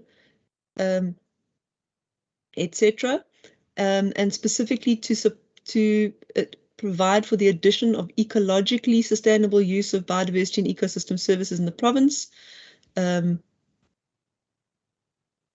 the principles of ecological sustainability in Section 6 cover the basis of how sustainable use must be regulated, and also then see the comment on the definition above, which we have already covered. And then objectives which relate to, we're not quite sure how to respond to these. To add transparency as an objective, we accept and embrace the principle, but do not see how it would be relevant to shift into that space under the objectives of the Act. Okay, then specifically again in terms of the Constitution, Section 231, and also to give effect to international agreements. Again, we have an example of baboon management which is questionable and that has been the object of court actions and major public opposition. I'm not quite sure what response, other than the response that we've given earlier in terms of the intended approach to management of species that require special management measures.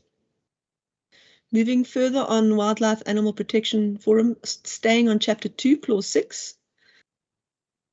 Promote consultation cooperation. They're referring to subclause G here, and specifically municipalities in the way they should reduce urban impacts on biodiversity in the Western Cape must be included. Municipalities have duties too. Agreed. The bill will be binding on all organs of state, including municipalities, but nature conservation is not a specific constitutional mandate of local government.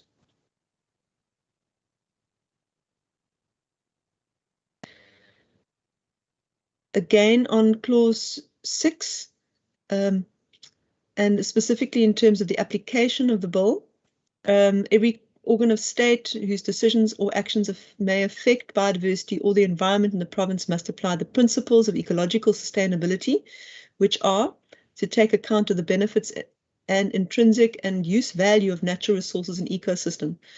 The comment here is take account. It does not have meaning in their view, and also concerned about the use value of natural resources. Is it appropriate? The response from the team is that the current wording is deemed sufficient.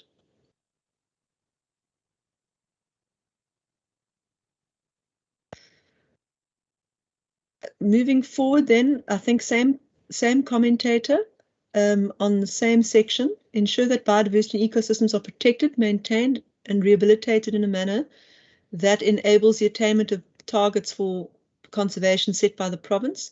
Again, the referral to regenerative practices, and we note and accept that's a very useful approach, but they are just one approach that we need to take cognizance of. We need a wider set of mechanisms and would not want to single out that particular one necessarily. Again, same commentator. Requests here, and this is specifically relating to subsection D and E, and ensure that development does not undermine the short and long-term persistence and resilience of biodiversity, ecosystems, and ecological infrastructure. In this particular instance, for D, persistence means existing from short to long term, and thus is implicit. So we don't see the necessity to amend D. However, let's look at the comment on E.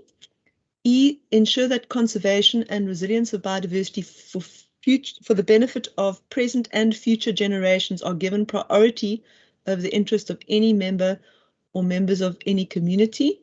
Here, the inclusion of this present and could be considered. It would also be in line with the Western Cape Constitution's wording of same, see clause 2B of the bill.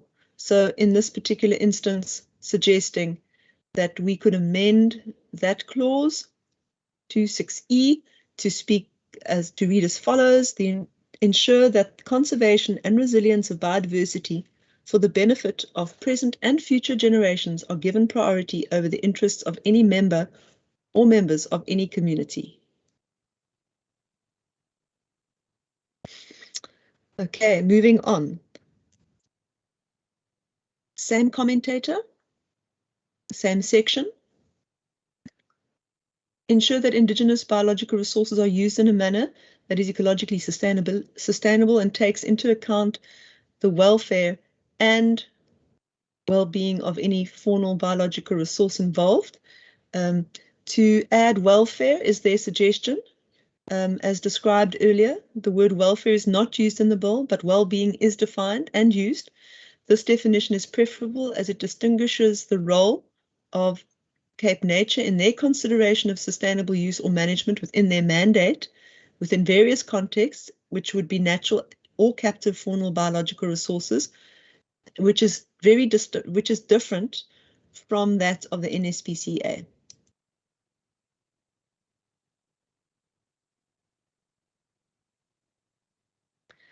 Chapter 2, still the same commentator. Ensure a risk-averse and cautious approach is applied so that where there is insufficient evidence that an activity will not cause a short and long-term adverse effect, it should be avoided. Again, adverse effect in this particular instance, we believe that it's not necessary to change this particular section.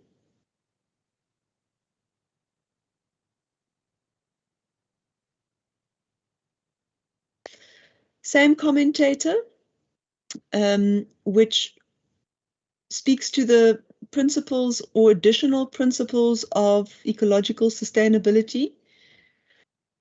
We have as a team worked through all of this, but our response is that we note these comments and we do not believe that further principles of ecological sustainability beyond those already provided in the bill are necessary. We believe them to be quite comprehensive and in line with the mandate, the legislative mandate under which we are working. Agri Western Cape, Chapter 2, Duties and Principles.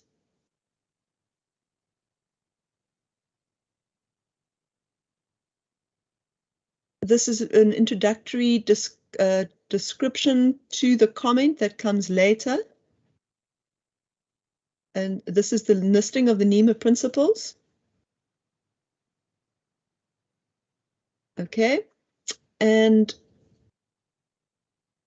I think that there are two issues here.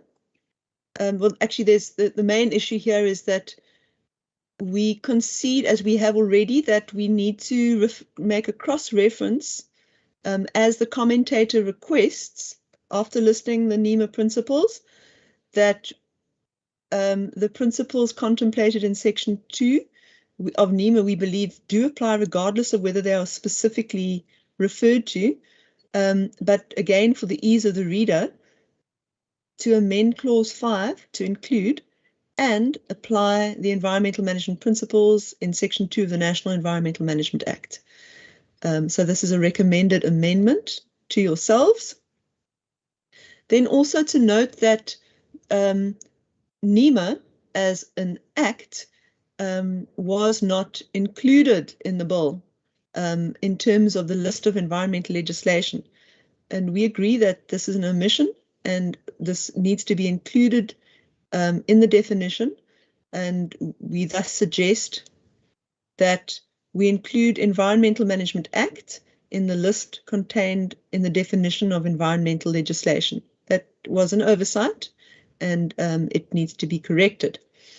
Then on the last issue of this particular comment, please note that we should include Conservation of Agricultural Resources Act under environmental legislation.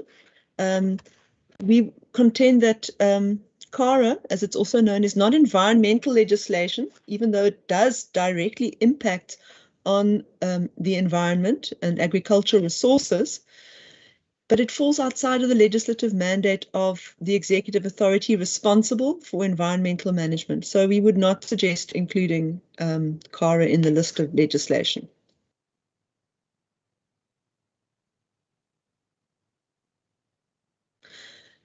I wonder if I need to take a pause or if I should proceed, Chair.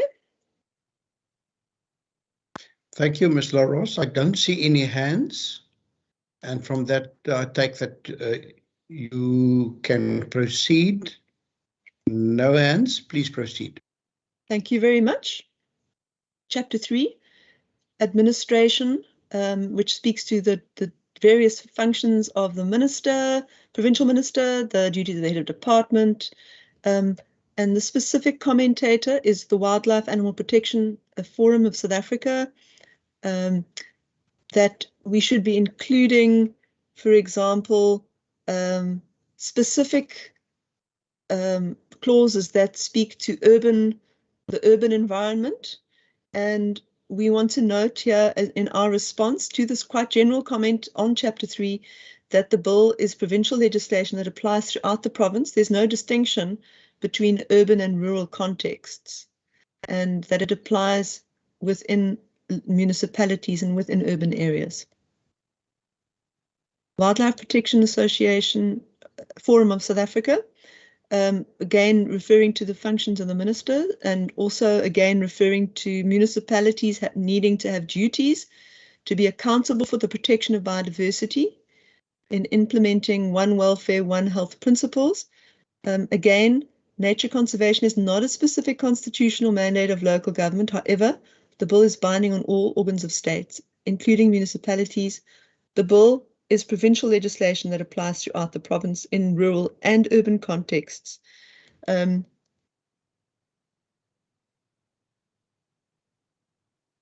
on to Chapter 4, Cape Nature functions.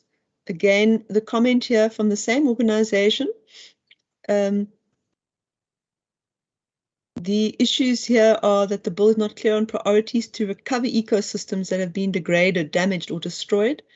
The bill is not clear enough about exacting responsibilities and the funding thereof. The bill does not include appropriate measures to prevent disasters as droughts, fires, and inland water pollution and contamination. I'd like to note here that the definition of conservation, or in relation to biodiversity and nature, means protection, and this is the definition used in the bill, means the protection, care, management, rehabilitation, and maintenance of ecosystems, habitats, and indigenous species and populations, including the genetic variability within ecosystems and species, to safeguard the natural conditions for their long-term persistence and the ecosystems that they provide. And thus conserve has the corresponding meaning. So we believe that our definition of conserve includes the requirement to rehabilitate where prioritized. Also, the proposed measures that are put forward by the commentator are also a matter of strategy rather than law. Specifically in the prioritization that does come and will come in the biodiversity spatial plan, the protected areas expansion strategy. Both of those two former frameworks I have mentioned are provided for in the bill. And then something which we have, the Cape Nature and ourselves have presented to this committee on, is ecological infrastructure, investment framework, and integrated catchment management, specifically as it refers to the rehabilitation of areas which are, for example, invaded by alien invasive plants. So we believe that those matters are better dealt with in strategy, but that the prioritization of areas that require such rehabilitation or focus are identified in the systematic planning that is involved in the biodiversity spatial plan. The further comment in terms of duties of Cape Nature, promote and enable biodiversity stewardship. We note that specifically in this section, the word biologically and near sustainable has been removed. Particularly attention should be given to the limitations in trade. Okay. So we're not specifically clear on what change to what clause is being suggested here, but other than to note that, yes, indeed, Cape Nature's duties are, among other, to promote and enable biodiversity stewardship, critical factor for us moving forward in protecting priority habitats. Further on, Chapter 4, allow commercial and community activities to take place in any other area under its control, provided that those activities do not have any adverse effect on biodiversity or the ecological infrastructure in that area. Again, it should be long, short and long. The response here is it not necessary in this instance to determine short or long term. In fact, it's preferable not to specify. Again, under Chapter 4, Cape Nature may at any time in relation to a specimen of any species undertake or authorize any action, including restricted activity or restricted method, if the specimen is wounded, diseased, or injured, is causing, and then the suggested addition, repeated damage to crops or plants cultivated on land or other property. D, it should be captured and then underlined for the addition by the commentator and relocated where possible as first choice or killed in the interest of conservation. The comment here, animal welfare should be included in all decisions. It should be repeated damage. The landowner should take all precaution to avoid damage. Relocation should always be first choice with collaboration of NGOs. Our response here, relocation is not excluded. Cape Nature is empowered to undertake or authorize any action, including a restricted activity or restricted method, including translocation. So to note that that is included, as any restricted method includes translocation. Note that the IUCN regularly updates guidelines for the conservation actions or interventions, specifically in the context of the conservation value of any action or intervention.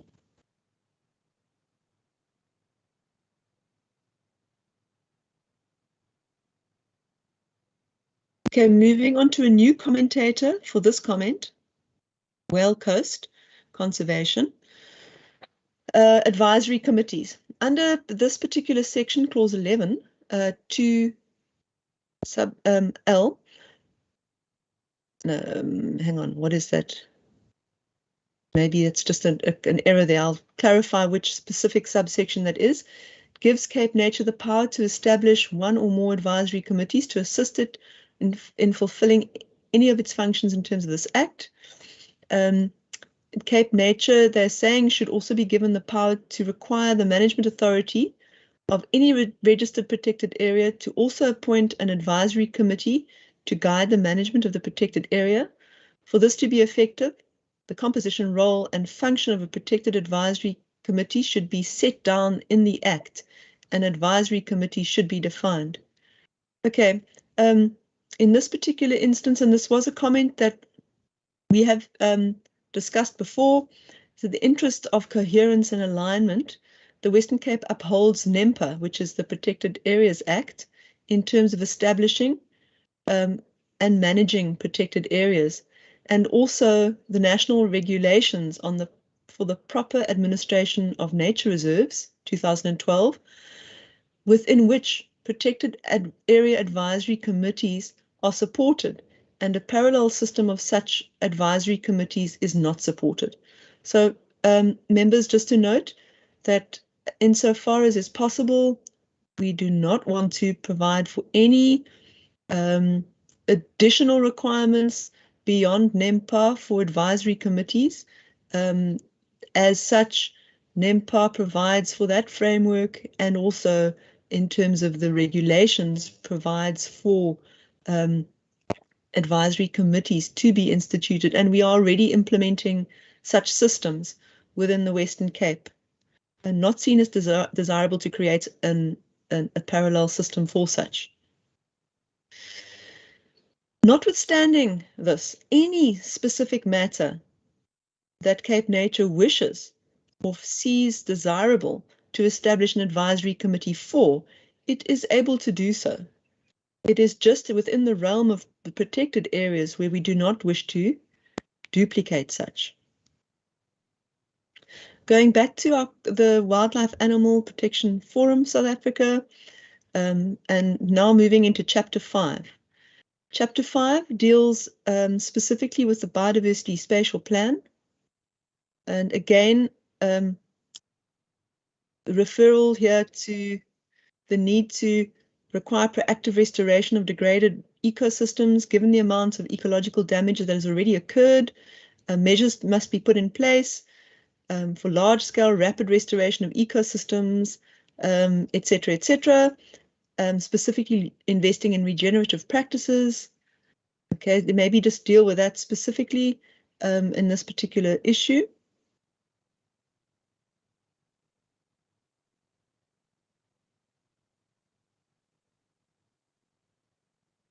To note, again, I refer to the definition of conservation, which includes rehabilitation.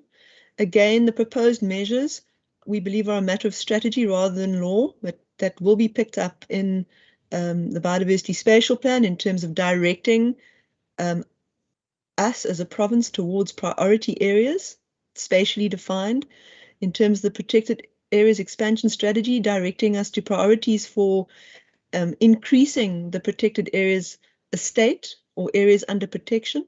And then, as I referred to, other mechanisms that are also provided for that can prioritize such rehabilitation approaches and will be in line with, indeed, the decade of restoration that we are in for biodiversity. In terms of damage-causing animals raised, damage-causing animals are dealt with under species requiring special management measures. To note that we have not actually used the words damage-causing animals. However, we have used the words that Clause 49.2.1 empowers the Provincial Minister to list species that require special management measures, and Clause 49.3 empowers the Provincial Minister to prescribe such measures. We believe we've adequately accommodated such mechanisms. In relation to fences and corridors, this comment refers to areas which may no longer be actively farmed, and concerns around kilometers of abandoned fences, which can trap and kill wildlife. Obviously, where, for example, areas are coming into conservation or into stewardship, such measures can be required. However, it is quite a challenge to intervene on private land, to require fence removal, unless, of course, it's under a specific use. However, it is a power of Cape Nature to take necessary action where required. However, it's not feasible to make this a specific duty of the organization. It would be seen as part of rehabilitation or inclusion of properties into stewardship. Again, the issue of poison is raised. The inclusion of the definition of poison is there specifically in terms of restricted activities and to enable compliance and enforcement mechanisms. Staying with Chapter 5 and the comment from our colleagues in Drakenstein Municipality, they wish to encourage discussion around the information feeding into the biodiversity spatial plan, and they refer to those relevant clauses. And the issue that is being raised here is the voluminous information that is generated through what is termed grey literature. In other words, environmental impact assessments where you may have detailed botanical surveys, etc. The request here is to find a way of capturing this data into a system that can really be a live system, and that can be more up to date. We do note this as an ongoing challenge experienced by everybody, not just ourselves. The response to this comment is the issue of scale and currency, ultimately, of spatial informants. We acknowledge these challenges. However, the biodiversity spatial plan will be reviewed every 5 years and will ensure the inclusion of current and verified information, because it's very critical that all information that is used within the biodiversity spatial plan requires equal level of rigor and scientific verification. Note that there's also nothing that prevents a municipality from developing a downscaled plan for biodiversity as part of their IDP or as part of the STF. In fact, we would encourage such. but that would need to be aligned to the biodiversity spatial plan, as is referenced in section 37 of this chapter. So the comment will be further considered during the imminent update of the biodiversity spatial plan. The current biodiversity spatial plan will be reviewed, and obviously once this bill is assented to, it will be on its maiden voyage for public consultation, and will take into account these issues of currency and scale of information as best it can. Moving forward then to the Whale Coast Conservation comment on clause 34, specifically in terms of public participation. The comment here is acknowledging that there is obviously a specific requirement for consultation in the bill for the BSP.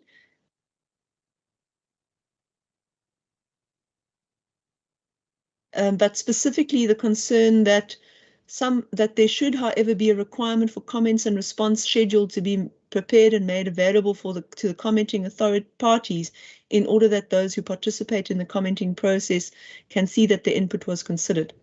It is a requirement to consider those comments, and we do not believe this detail to be necessary within the bill, and we do not recommend a change as a result. Wildlife Ranching South Africa, in relation to the clauses 34 to 39, speaks to the biodiversity spatial plan and protected areas expansion strategy.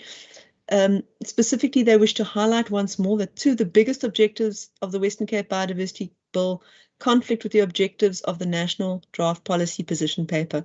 This is the policy paper that I referred to in relation to the 4 species, and we have commented on this already, or we've dealt with this issue already in our session today, that the bill has anticipated the policy shifts nationally and has thus taken an approach as a framework bill that can adapt through the promulgation of regulations. However, the broad principles and definitions are aligned in our view, and that, of course, the engagement of the WRSA will be appropriate in the development of those regulations moving forward.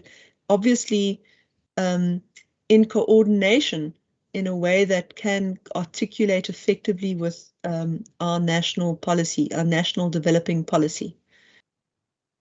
SANBI on clause 34 to 38, noting their full support of this chapter that makes provision for the final adoption of the BSP, and which comprehensively sets out the legal effect of the adoption of the BSP. We note with gratitude their support for that. They also are not recommending any amendments.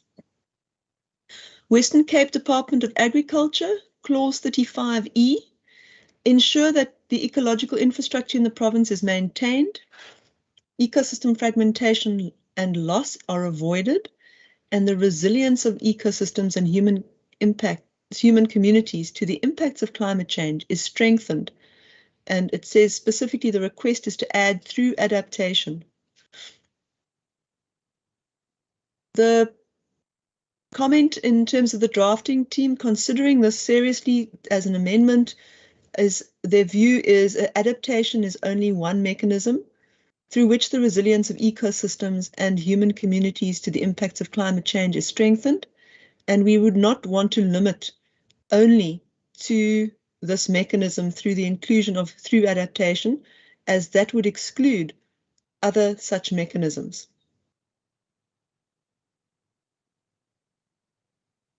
But having said that, adaptation as is ecosystem-based adaptation, certainly a critical mechanism for us moving forward. The City of Cape Town, on clause 37 sub 4, and it speaks that it cannot be the only instrument or tool for identifying activities that should require an EA.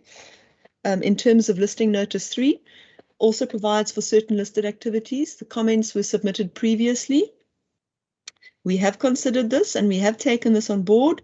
And then just to note, our response is that the BSP will be the plan recognized in listing notice 3 in terms of the NEMA listing notice.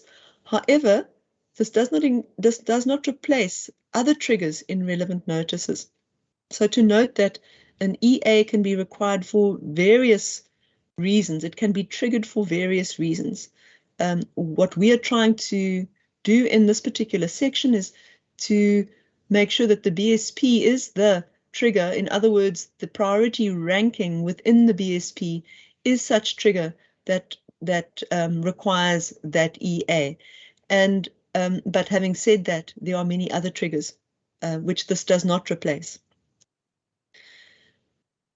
Okay, so I think I'm repeating myself if I read this, but it's not the only trigger. It's one component of listing notice 3. However, the clause is written in a manner that is generic enough to be applicable should listing notice or other fall away in the future. So we don't mention the words listing notice 3.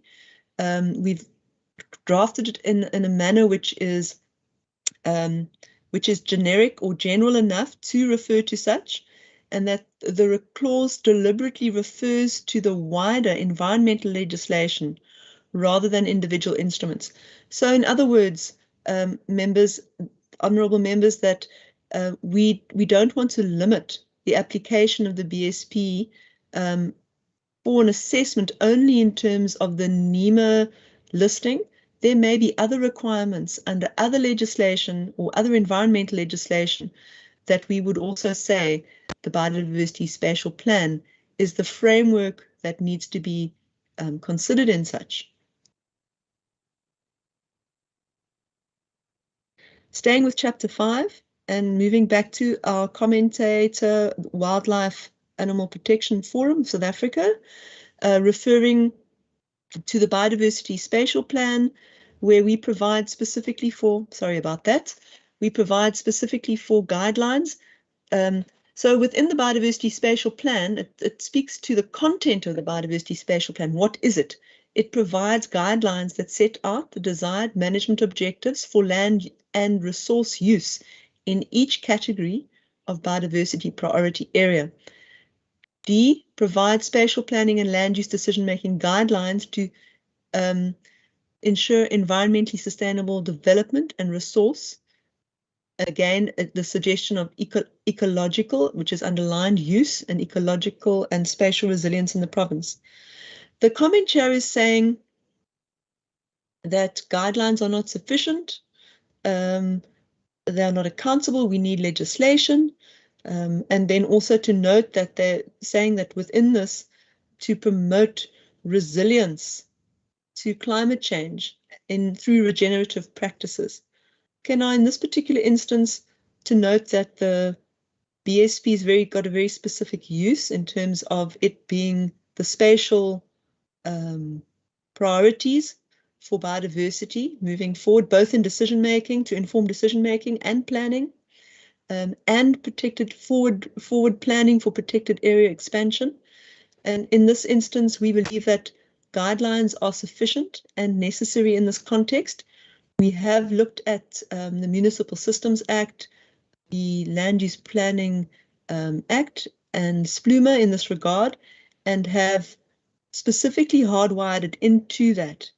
However, we believe that the guidelines at this point are the appropriate measure to be undertaken, given that the BSP is a provincial level plan. Moving forward then on to wildlife, further comments from the same organization under 35E. The comment here, it's that ecological infrastructure in the province should not only be maintained but rehabilitated where compromised. Again, we note and refer to the definition of conservation, which includes rehabilitation. Again, same commentator looking at 37.2, that the biodiversity spatial plan must inform inter alia the protected areas expansion strategy and biodiversity stewardship. we would move away from and reverse the agriculturalization of wild species. We note this, and we think this may refer to legislation outside of our mandate. We think this may refer to the Animal Improvement Act, which I believe had recently listed species as agricultural species.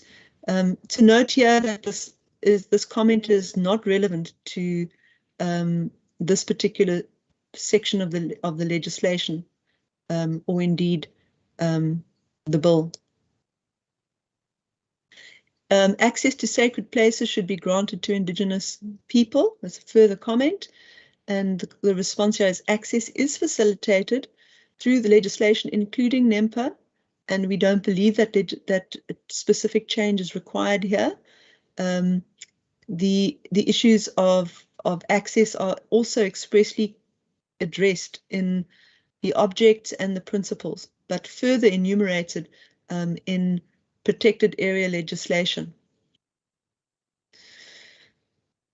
Wildlife Animal Protection Forum South Africa under Chapter 6, and this speaks to the expansion strategy for protected areas, mountain catchment areas, stewardship, biosphere reserves, etc. Okay, so the comment goes to speak to the requirement of a target of 30% of world's land and ocean, looking for its long-term conservation globally. And this comment is of a very general nature. There's no specific directive or request to take on any specific amendments, but is a comment in relation to protected areas. And we note that comment.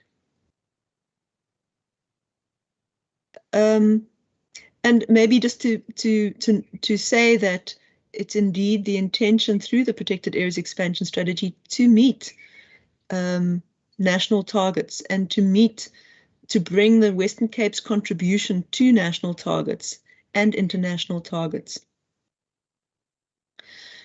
Comment again in terms of Ms. Nitananda, where she speaks to Section 39's needs a subsection to address the review of the implementation of Provincial Protected Areas Expansion Strategy, so that when the targets have been successfully met, the priority map must be amended, new provincial targets put in place, a suggestion of 5 years, and the implementation must be introduced so that the reviews of the plan is mandatory for both government and agency. The review of the plan will identify the shortcomings and suggest measures to address the gap. And indeed, there is a 5-year review scheduled into the bill, and that will consider the achievements and then have to set new targets for protected areas. That is indeed the methodology that will be carried on forward, and that the implementation of the protected areas expansion strategy is provided for actually in operational planning and specifically not included in the bill. So this is these matters in terms of how much within how many years do we aim to protect, or how much do we aim to increase our protected area estate in any particular year, or with any 3-year period, or with any 5-year period, is indeed a target set in the expansion strategy and its implementation. However, these are further elucidated and set out in medium-term strategic framework targets, which again is a matter of strategy on an annual basis as well, where those targets are set. But certainly the 5-year targets would be set within the protected areas expansion strategy. SANBI then, moving on to clause 39, fully support clause 39, and they are in support. We note that with gratitude. Again, the same or similar comment under section 40 around the declaration of mountain catchment areas. We note that with gratitude. SANBI then also speaks to a further comment on mountain catchment areas, and I believe this is a comment which within this particular section, we allow for the discretion. In other words, that their comment is that we are of the view that the provincial minister should be required in terms of the bill to implement the measures provided for in paragraphs A and B, and therefore propose that the may in clause 41 is changed to must, and that it would then compel the minister to provide for such regulations. Now, noting that mountain catchment areas, as set out in the bill, replacing very old order legislation, and also anticipating how strategic water source areas may be dealt with in the future by national government, the section on mountain catchment areas is really there to ensure that we don't lose this level of protection currently afforded to these areas. And in such, we don't believe that it is desirable to compel the provincial minister to provide for such regulation. However, the discretionary power is desirable. And this, say, for example, in the interleading period where there is no improved framework, legal framework for the protection of strategic water source areas in the country, that perhaps if we move into another area or another drought period, that the minister would have the discretion to, for example, regulate specific areas or activities that may be impacting on certain elements of the ecosystems and the functions of those mountain catchment areas, functions underpinning the basis on which they were originally declared. So we don't support the change from the discretionary power as per this response. Okay, moving then into clauses 41 and 42, and Agri Western Cape's comments on this. Okay, so they don't question the powers to declare mountain catchment areas. This is a function which was assigned to the province, actually to the administrator at that point. So effectively, as I've outlined already, this section of the bill already provides for transition from the old order legislation. And I think that, as I've just pointed out, that the recent draft has emphasized the need for both the transitional approaches and the need to strengthen the management of mountain catchment areas. So I think we're in agreement there. The concerns specifically relate to these provisions, their main concern being that with the current treatment of MCAs and the ecosystems and ecological infrastructure in need of special protection, that they believe that the minister may have unacceptably wide powers to deprive landowners of their means of livelihood, where farming may be prohibited due to proclamation of private property or parts thereof as MCA or ecosystems in special need of protection. Okay, and then moving on to speak to existing measures to control the environmental or biodiversity aspects of development. They're referring to various sections of NEMBA as well in relation to mountain catchment areas, duty of care, etc. And the comment is that on the basis foregoing, that we aim to give the provincial minister powers, and what, in their words, to sterilize areas.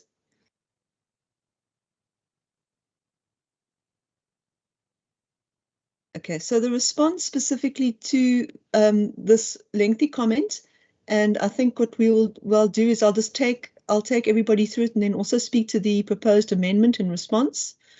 So the declaration of a mountain catchment area and the application of the section are not arbitrary and not wide, because clause 45 requires the minister to notify the landowner in the prescribed manner. However, it is agreed that to align with clause 47.3, The landowner should be given the opportunity to comment, which I think is the intention if you look at the broader consultation clauses. The specific circumstances in which the minister may make the declaration are provided for in clause 42. Okay, and clause 84 further provides that before publishing any regulations or notice in terms of the Act, the provincial minister must follow a consultation process and consider comments received. Furthermore, the provincial minister's decision must be rational and can be challenged in a court on that basis.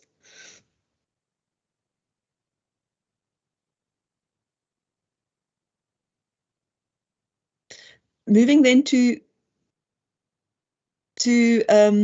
provide for what we see as a potential recommended amendment, to amend clause 40 sub 5 to read, before issuing a notice contemplated in subsection 1A, 3 or 4, the provincial minister must, in the prescribed manner, notify landowners concerned of the intended notice and the consequences of the notice, and then the addition based on this comment, and afford them reasonable opportunity to comment. As we've mentioned, this would align us to 47.3, which means that we are consistent within the bill between these two different sections.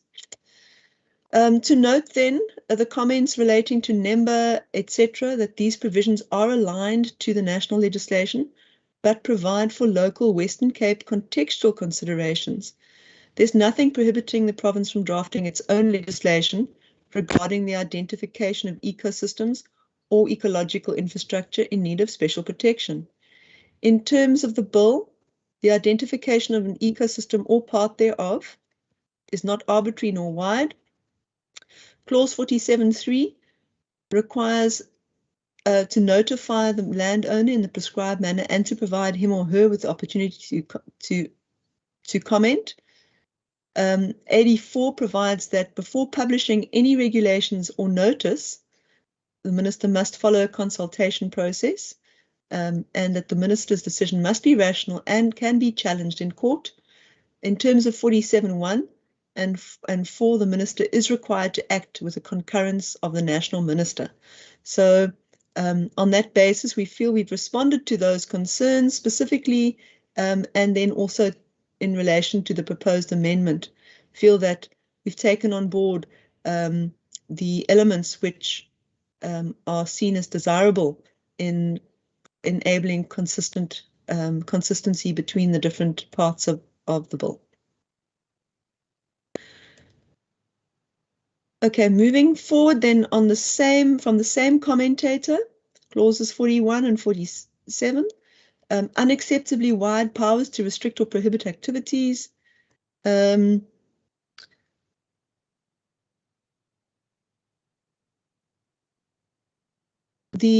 proposed amendments that they speak to here refer specifically to the proposed amendments here speak to when making a declaration in terms of 41 or prescribing management requirements, etc., etc.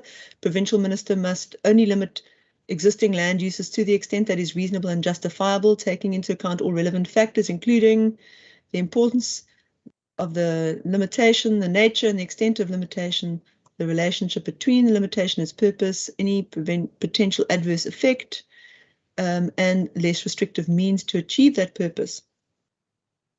Going back again to our responses, again, the declaration and application of the section are not arbitrary or wide. The specific circumstances and processes through which declaration or the making of regulations for existing MCAs is set out in section 40, and this includes the direct consultation with landowners as already described. Any decision taken by the provincial minister must be reasonable and rational, and the principles of administrative justice as such as consultation, etc., apply. Failure to do so would result in the provincial minister's decision being challenged. So in this particular matter, we don't recommend specific changes. Again, we speak to the need for this to be to be rational, and also to note that the proposed provisions that were provided under the commentators' suggestions, if you read section 36 of the Constitution relating to the limitation of rights, basically it mirrors that section of the Constitution. But considering our above responses, we don't recommend any changes in response. Sanbi here is speaking to biodiversity stewardship, specifically 43.4, that provides for a landowner as party to a biodiversity stewardship agreement breaching that agreement. It provides for the ability for the provincial minister to impose administrative penalties on that landowner. The concern here is stated that the concern is that it may discourage landowners from entering into agreements with provincial government. In their view, contractual remedies are sufficient to encourage compliance with biodiversity management plans, and therefore propose that we remove or delete sub 4 and sub 5. Okay, and the drafting team here notes that this is a discretionary provision and is seen as necessary as stewardship moves into the consideration of other effective conservation measures, and we do not recommend the deletion as proposed.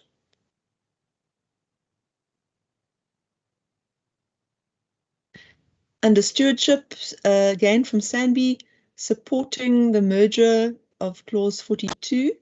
In other words, in the previous draft, there was a merger of these two sections, and basically that was based on a comments that were previously received, and hence it provides for, let's say, a rationalized approach that is consistent with existing national legislation and approaches in relation to stewardship and private nature reserves. BirdLife South Africa also commented on section 42. Similarly, their concern is noted around the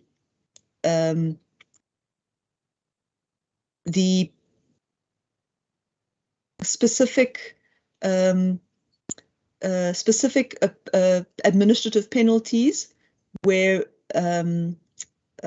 agreements are not adhered to, but they have other comments as well. So let me work systematically through them.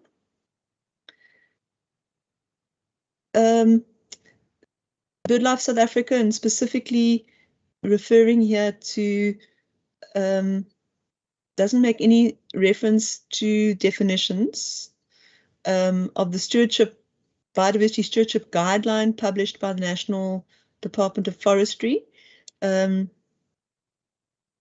So our Western Cape Provincial Protected Areas Expansion Strategy includes and will include in the future all recognized modes of stewardship. So it's provided for again in a framework nature in that particular section. Again,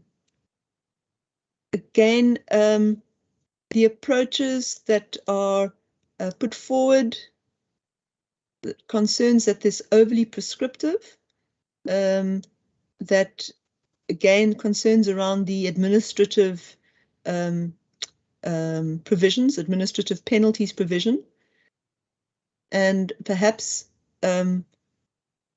we should just note that this maybe here in this particular issue is a misreading of the legislation. It's written to be inclusive of new and emerging approaches for stewardship and not exclusive.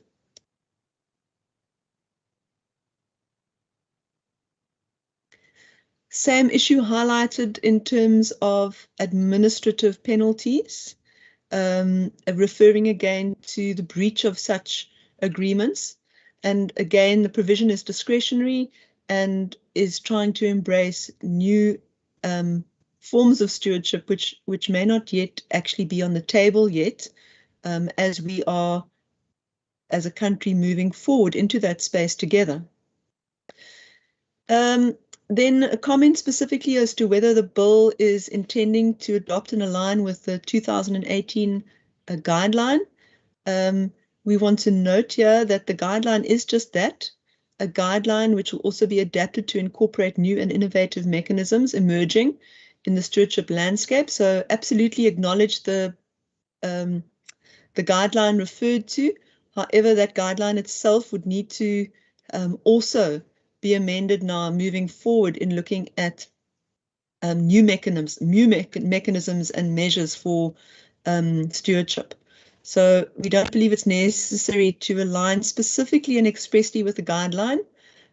Then referred to specifically here, the other area-based conservation areas in terms of OECM, other effective area-based conservation mechanisms or areas. So the Western Cape Protected Areas Expansion Strategy includes and will include all future recognized modes of stewardship. So it's definitely not excluded, it's definitely included. Again, in response to this particular comment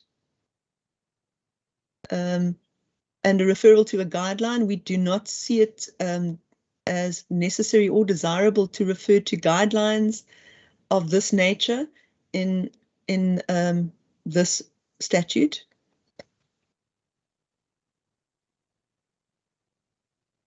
And I think that is that further comment coming.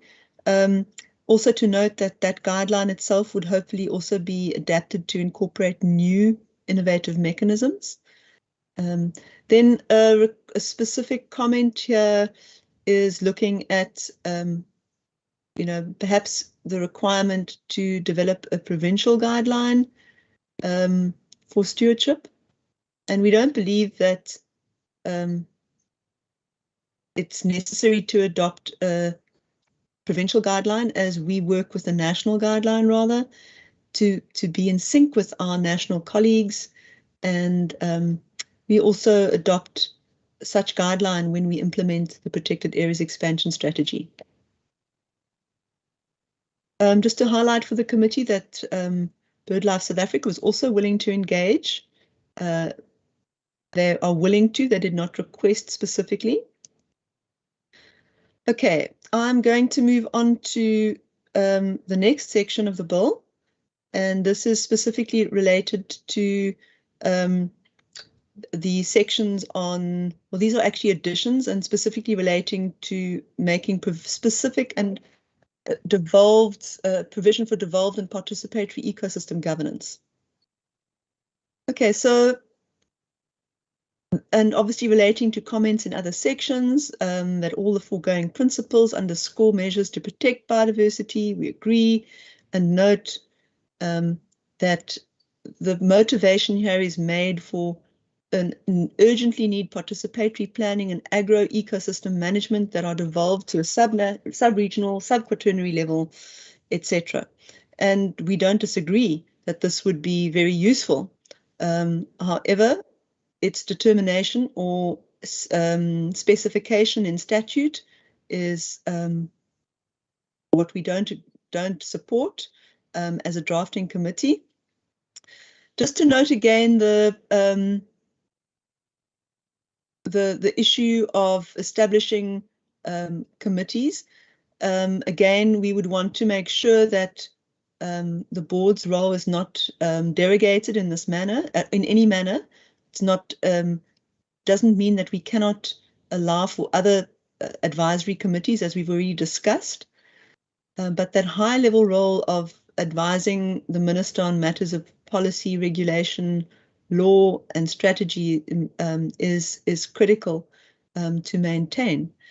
The commentator here speaks to effectively the addition of a new section after section 42, and that it speaks to the establishment of conservation committees, and that the system of conservation committees then refers to a number of provisions that they are recommending.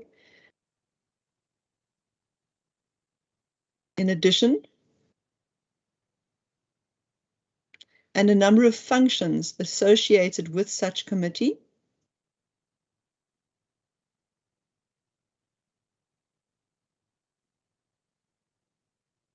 Okay. It speaks also to what the membership of such local committees should be, and specifies indeed a detailed representation.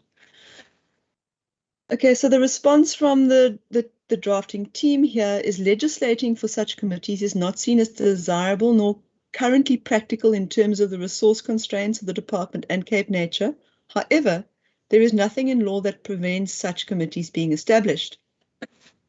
Question is, is such a system required to be articulated in this detail in statute? The system described mirrors that which is implemented by our Western Cape Department of Agriculture, which are sustainable resource use committees. And we would not want to see duplication of this. And as such, such committees do fall within the mandate of the Department of Agriculture. And we support that and support those committees where requested to participate. And being led by agriculture is a really important principle in terms of the key stakeholders who are often the landowners and the managers of land in that context. And then beyond this edition, this detailed edition, a further section is proposed which speaks to a set of definition. And our response to this, which is introducing effectively a whole new approach and conservation management plans at different levels, is ultimately duplicating mechanisms already available through the biodiversity spatial plan provisions. And it also introduces a new species of plan that is not seen as desirable, noting that general land use planning is the mandate of local government, and the sustainable resource use committees and farm scale planning are the domain of agriculture.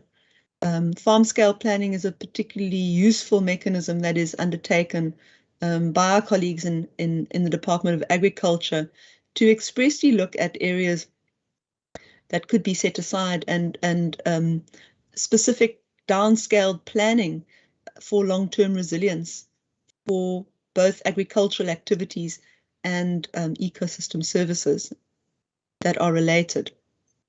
So, Chair, our suggestion is that we would not support these changes for the reasons set out above. Moving on to Sanbi's comments on clause 47, and this is identifying ecosystems or ecological infrastructure in need of special protection, that they fully support this clause. We note this with gratitude. Section 40, clause 47, again, this is something which we would like to take on board. 47 makes mention of it being offence not to comply with the notice on subsection 1. The bill deals with the issues of offences in chapter 10, and we recommend that this subsection be deleted and considered in chapter 10 of the bill. And we agree that subclause 5 can be deleted. We would recommend that we delete 47.5 and retain 72.1a, which provides for this matter, that it would be an offence to not comply with the notice issued in terms of this section. Moving further then into comments on 47, Agri-Western Cape, speaking specifically to 41 and 47. I repeated this overarching section as context, so it's repeated in this section just for completeness of this comment and in aiding the members' understanding of the comment. The comment here specifically again is repeated that the issue here is when the minister moves forward, that when identifying an ecosystem and prescribing prohibitions, the provincial minister must only limit existing land uses to the extent that is reasonable and justifiable, taking into account all relevant factors, including those referred to in subsection 41(2). And in this instance, our response is similar to that held above, that any decision taken by the provincial minister must be reasonable and rational, and the principles of administrative justice, such as consultation, etc., do apply. Failures to do so would be challengeable. And we don't recommend the specific change. Moving back to Commentator Wildlife Animal Protection Forum South Africa, Chapter 7, speaking specifically again to the protection of ecosystems, ecological infrastructure and species. Again, noting that we should be dealing with issues of restoration, regenerative and rehabilitation, removal of fences, etc.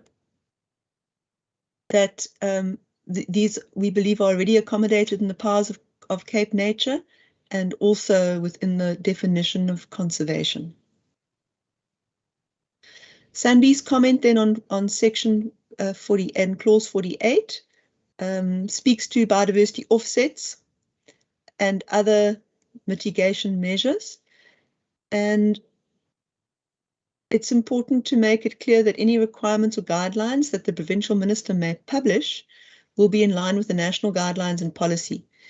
If and when these become available for consistency across the country, we recommend that this clause be amended to reflect the need for any requirement and or guidelines that may be published to align with the national guidelines.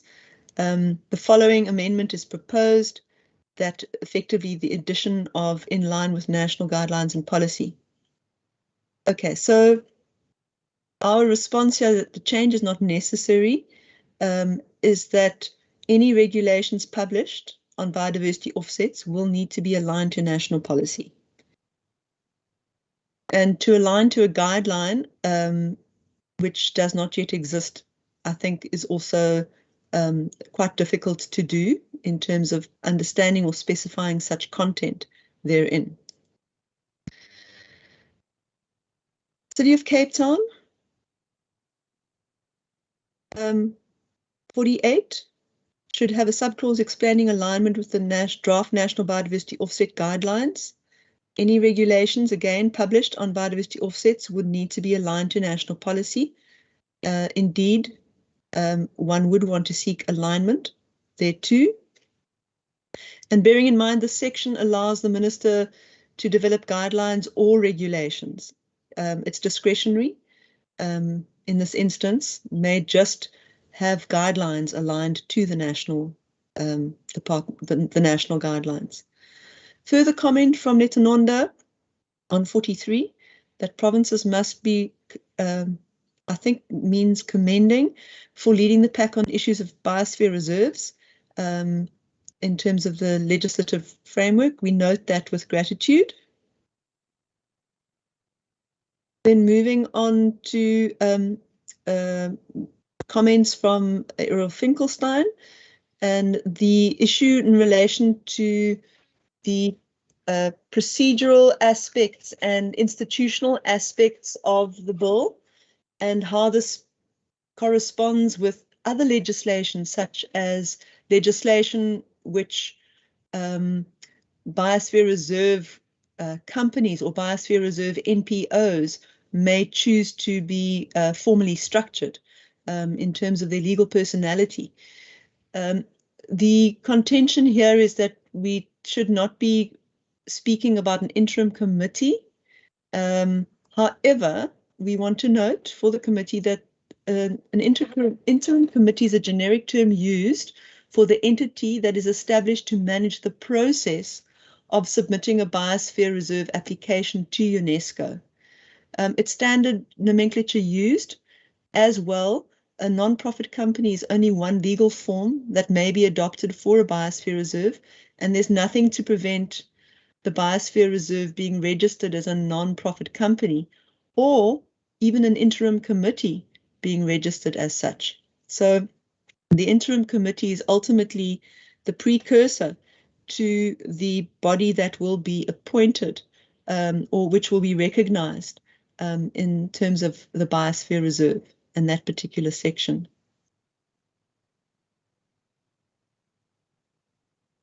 Okay. Then speaking to the issue of moving forward as further to that, maybe this may be a risk if moving full tilt into developing a non-profit company, which takes quite a lot of effort, that may be a risk prior to the acceptance in principle of the establishment of the reserve, biosphere reserve, which is a decision of the provincial minister in terms of his or her recommendation to the national minister. We don't agree with the removal of the words interim committee, so we don't suggest a change there. Moving on to other comments, the ministerial prerogative. The comment here is, well, then the provincial minister may be able to veto any recommendation that a new biosphere reserve is formed. Well, section 43.3 provides that provincial minister may approve a request to proceed with an application for UNESCO designation with or without conditions, or refuse that request. This does not constitute unfettered discretion on the part of the provincial minister, who may only approve the application if he or she is satisfied that the criteria contemplated in 43.5 have been met. Conversely, if he or she is not satisfied that these criteria have been met, then the application will be refused. So the criteria set out are clear. The provision is made for financial support to biosphere reserves for operational requirements, of which a framework plan is included, and this responds to the required biosphere framework plan in terms of section 45, and this refers to the funding of that, the development of such plan. So the provision is made for funding to biosphere reserves for operational funding, of which a framework plan is included. However, such funding is always subject to budget being available and is not assured. So hardwiring such requirements into the legislation is not seen as desirable. Going back to commentator Wildlife Animal Protection Forum South Africa, Chapter 8, dealing with authorizations, risk assessments and expert advice. We have broader questions when risk assessments are used simply to mitigate high-risk impacts and usually serve to give the go ahead to very unsustainable projects. We note that there's no specific comment or that we can respond to here in terms of a recommended change. Similarly, for the comment on clause 52, it is also, there is no specific requirement or specific request to amend the legislation here. So we do note the comment. In terms of Chapter 9, the specific comment here is under compliance and enforcement. What is the best strategy and policy when live animals are confiscated? Cape Nature most simply euthanize confiscated live animals. This outdated standard is not in line with the objectives and vision of this bill and the country's legal frame. In line with the objectives and vision of this bill, what is the best strategy when animals are found injured? Who has the duty and capacity to treat animals when possible and release them in the wild? Okay, so in this instance, and specifically in reference to compliance and enforcement, the enforcement provisions provide for a range of measures or treatment of seized or forfeited specimen, and these are set out in those clauses 67(1)(b) and 76(2). And they include a range of options and do not specify one particular option. Moving then on to further on to chapter 9, clause 67. And this relates to, again, the seized specimen. And again, there's no specific comment here. We note the comment that we need specific local policies for when animals are found injured or are confiscated. And these are provided for both in the duties and powers of Cape Nature, but also within the compliance and enforcement chapter specifically. Ms. LaRoche, thank you very much. And sorry to interrupt you. I was hoping, because you're so close to the end of the document, that we would be able to finish this today. Unfortunately, time has run out. It's now 4 o'clock, and our meeting has been scheduled to run until 4 o'clock. And a number of members have now indicated that they unfortunately need to leave the meeting. I wonder if the members that are still online could just give us an indication if there are any comments on that they would like, input that they would like to make at this stage. If not, Ms. LaRoche, I'm going to ask you that we adjourn at this point and reconvene. I believe our next meeting is on the 14th of September. Can I just ask, is there anybody that before we adjourn this meeting would like to make a comment? If you could just indicate by raise of hands. Any final contributions from you, Ms. LaRoche, or any of the other officials? Please just raise your hand as well.